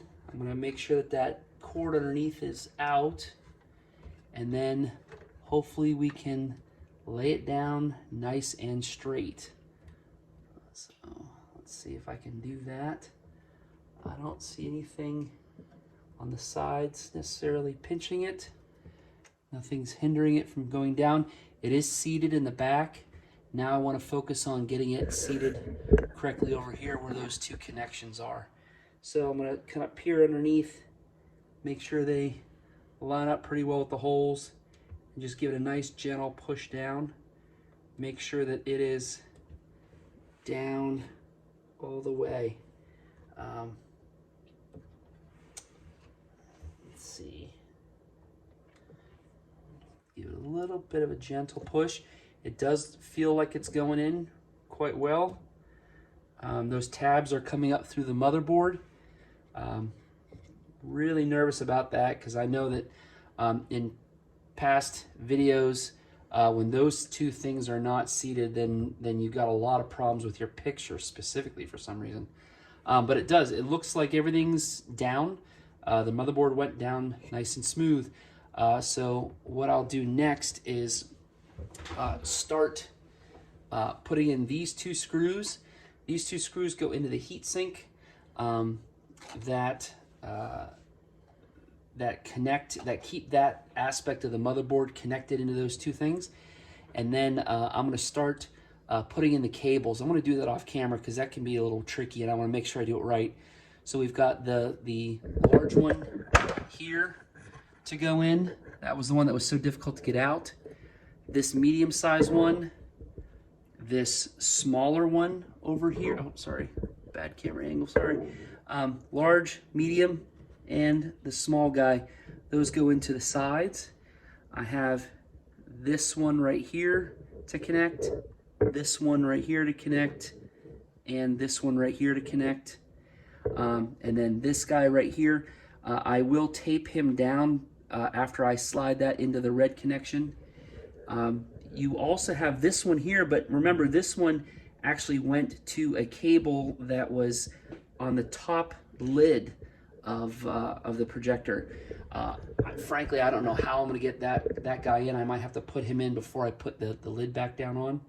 But I will now start putting in these two screws and all the cables. Okay, so cables are in. A couple things about that. I did forget about the tape. That did have to go back in. The tape here that secured it actually goes on top of the metal plate covering, so it does not attach to anything yet. Again, that tape is pretty simple. That darker gray bracket you just pull out, slide the tape in, and when you push that bracket back in, it kind of secures the tape. This guy goes in pretty easily. I did put these two hex screws, hexagonal screws back on. I was a little nervous about that because if the motherboard wasn't seated correctly, those would kind of disrupt it, but they went in nice and smooth. The motherboard was seated correctly before I even put them in. These three guys all go in relatively easy. This guy needed a little bit of tugging to give it some slack, but that wasn't too bad. On the side here, you've got the one that comes out underneath the side of the plate. He went in easy, he went in easy. That one that was tough to pull out earlier was also tough to push in. There's just a lot of pins, and I was making sure I was really careful. But what I ended up doing to get him in symmetrically was to grab above and below that bracket with the bent nose pliers and just slide it in and do a little bit of shimmying, not a lot. There are two kind of clasps on either side that need to fit fully in and click to make sure that that is properly seated. So if that tab hasn't clicked on that side or the other one hasn't clicked on the other side, it's because it's in asymmetrically. And I did go back and look at videos. There is supposed to be that much of the white plug showing, so it is seated fully. So now the next thing to do would be to get the other metal plate, this guy, on, and I'll do that next and then show you where all those screws go. Okay, so metal plate back on. The easiest way to do that when it comes to putting it back on was actually to make sure that it was secured on this side, where these little nubs here on the side and that side lines up, and then set the whole thing down like that. The reason for that is because, as I was saying earlier in the video when it came to taking it off, these guys, there are several little nubs on this thing that fit down in recess holes in this thing. So it kind of snaps down on. Everything else kind of sits fairly well. There's a little bit of joint play in that, or a little bit of play and bend in the metal, but I don't think it's because it's pivoting on anything per se. It doesn't seem to have any issues going down straight on there, and it does look like all the screw holes are lined up. So it looks like I'm ready now to start screwing these down. There's going to be a bunch of them. I will secure that tape down there. I know that's where that goes. I might use a little bit of insulation tape to do that, because I don't think there's any harm in making sure that sucker's down and secured.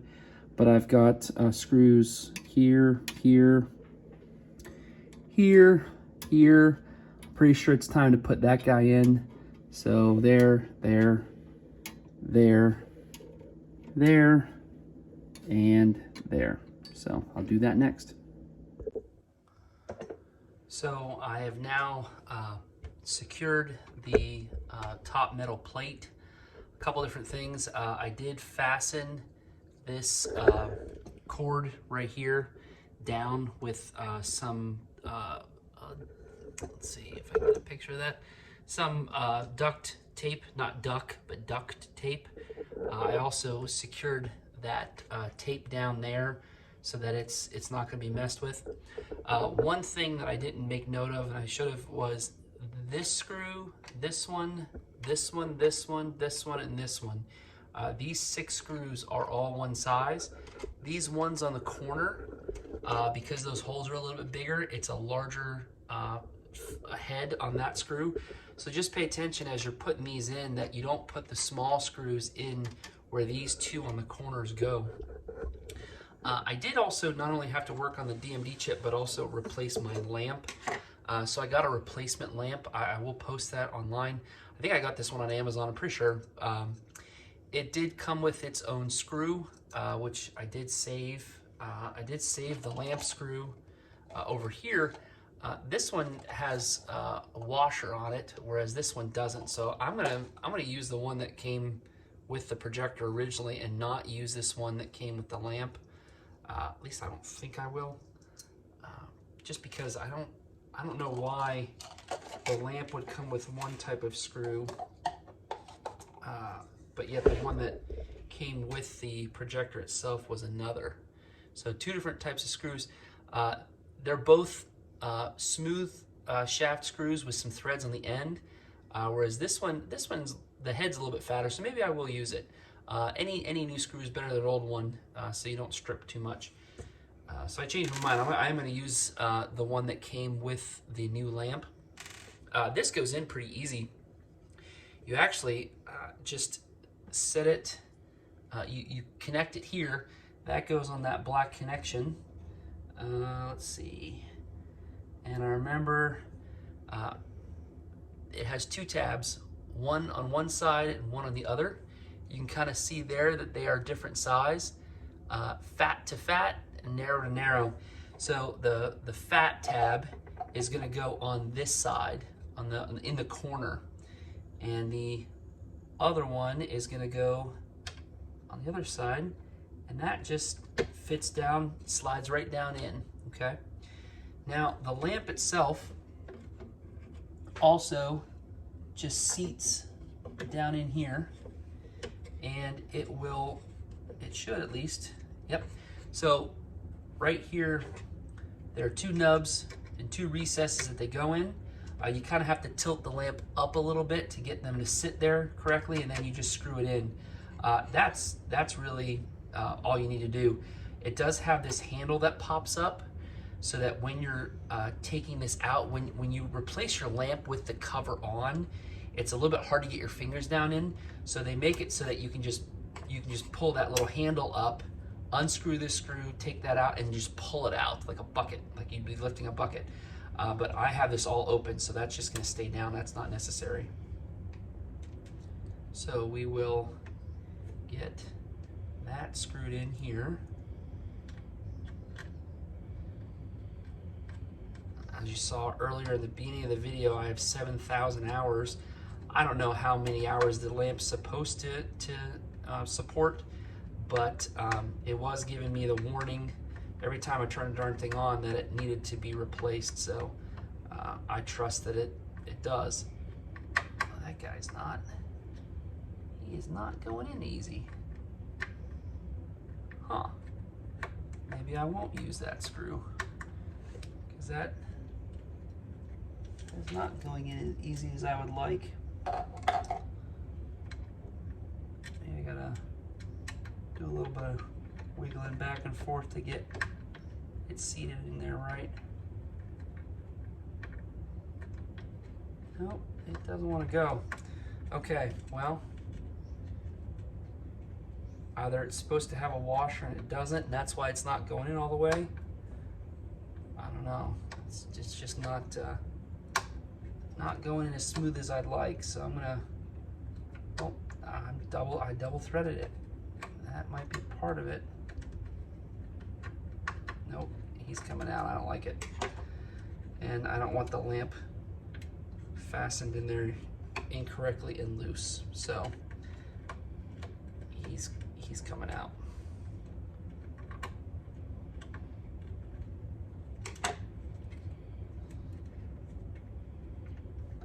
Come on.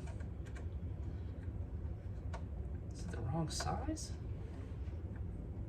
Why is he not? Yeah. Does it pop off? All right. I'm just gonna take him out all the way. Oh, the threading on the lamp itself is not clean, so that's why it's not going in well. Okay, so round two. Set it down on there.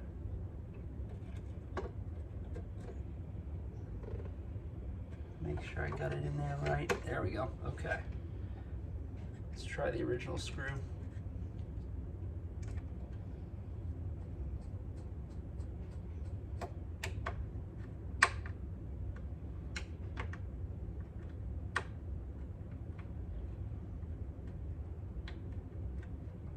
Nope.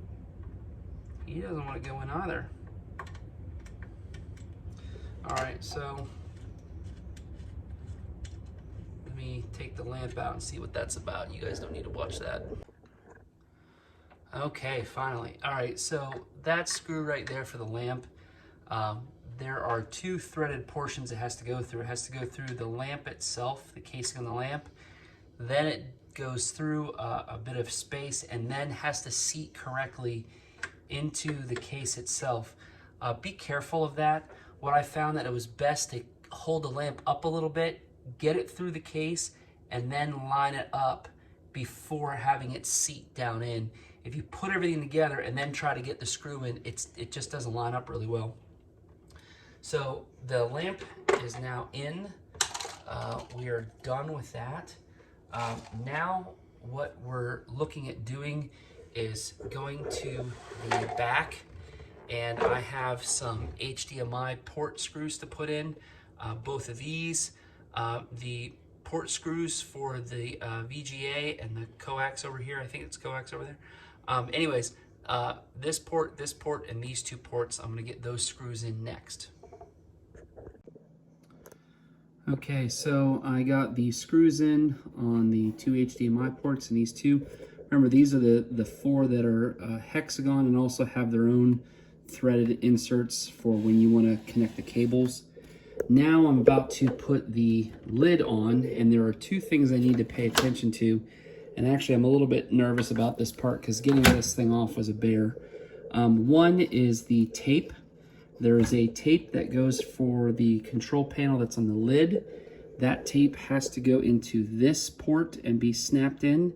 And then also this right here, this cord right here, this cable has to insert and connect on this panel right here. I'll have to do those two connections and then try to get the lid on. I'm not gonna film that because that's probably gonna be a nightmare. Okay, this was tough. First thing to do over on this side is that tape that goes in.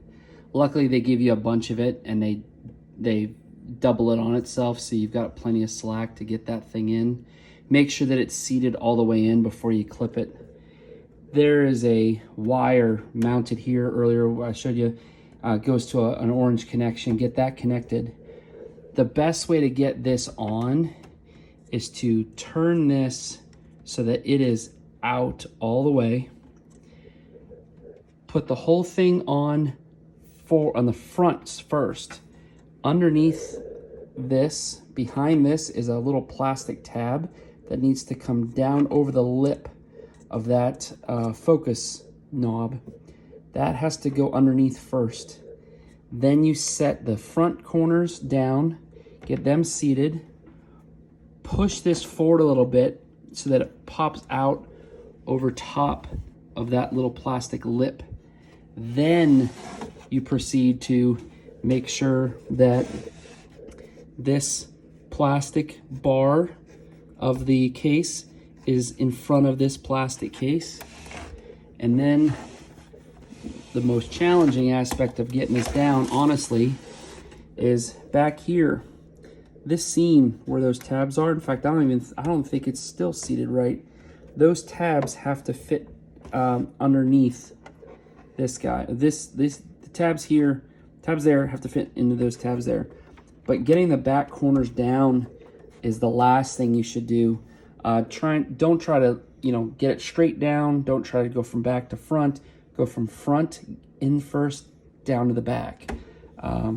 That's probably why this was so hard to get off in the first place. So now that the case is on, I'm going to attach the door back on. The screws that are on the bottom underneath are going to be put all on, and then there are 2 screws on the side. One is right here, and then there is another one somewhere else. Oh no, sorry, one side panel screw, so that goes right there, and then all bottom plate screws. And then when I get back, I will plug it in, and you guys may see me celebrate or cry. All right, moment of truth. Let's see how it fires up. Please work. Please work, please work, please work, please work.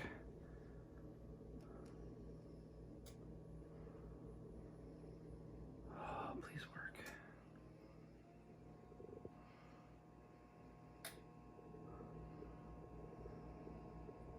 Okay, so far so good. I gotta focus it.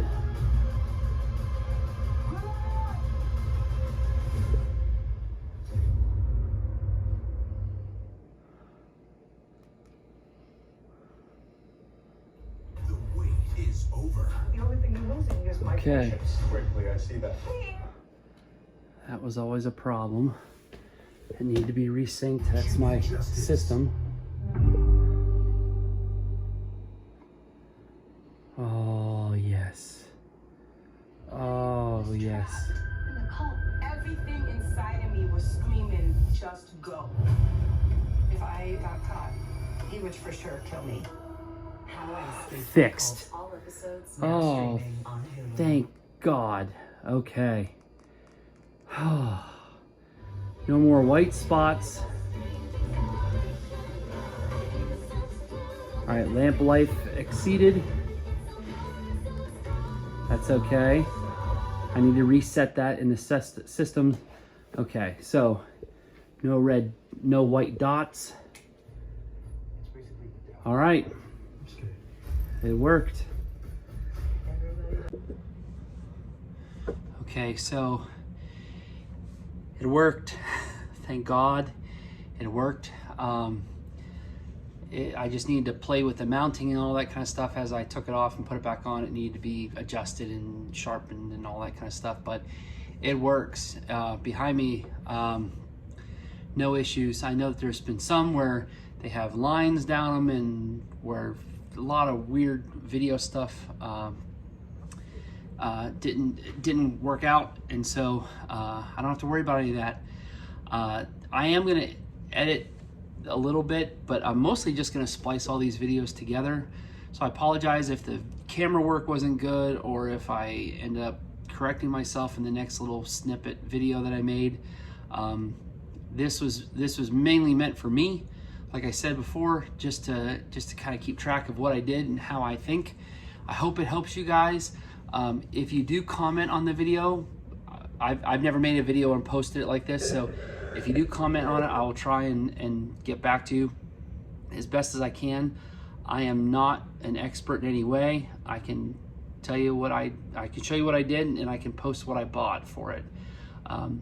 If this wasn't going to work, my plan was to reach out to Fix It Frank. So if I can't answer it, jump on to one of his videos. He's got a bunch of videos on how to fix this kind of stuff, just not this model. And Frank, if you're there and you watch this video and you give me some tips or how to prevent this from happening again, please let me know. So far so good. So I hope you guys benefit from this in some way, and be nice, please. All right, thanks.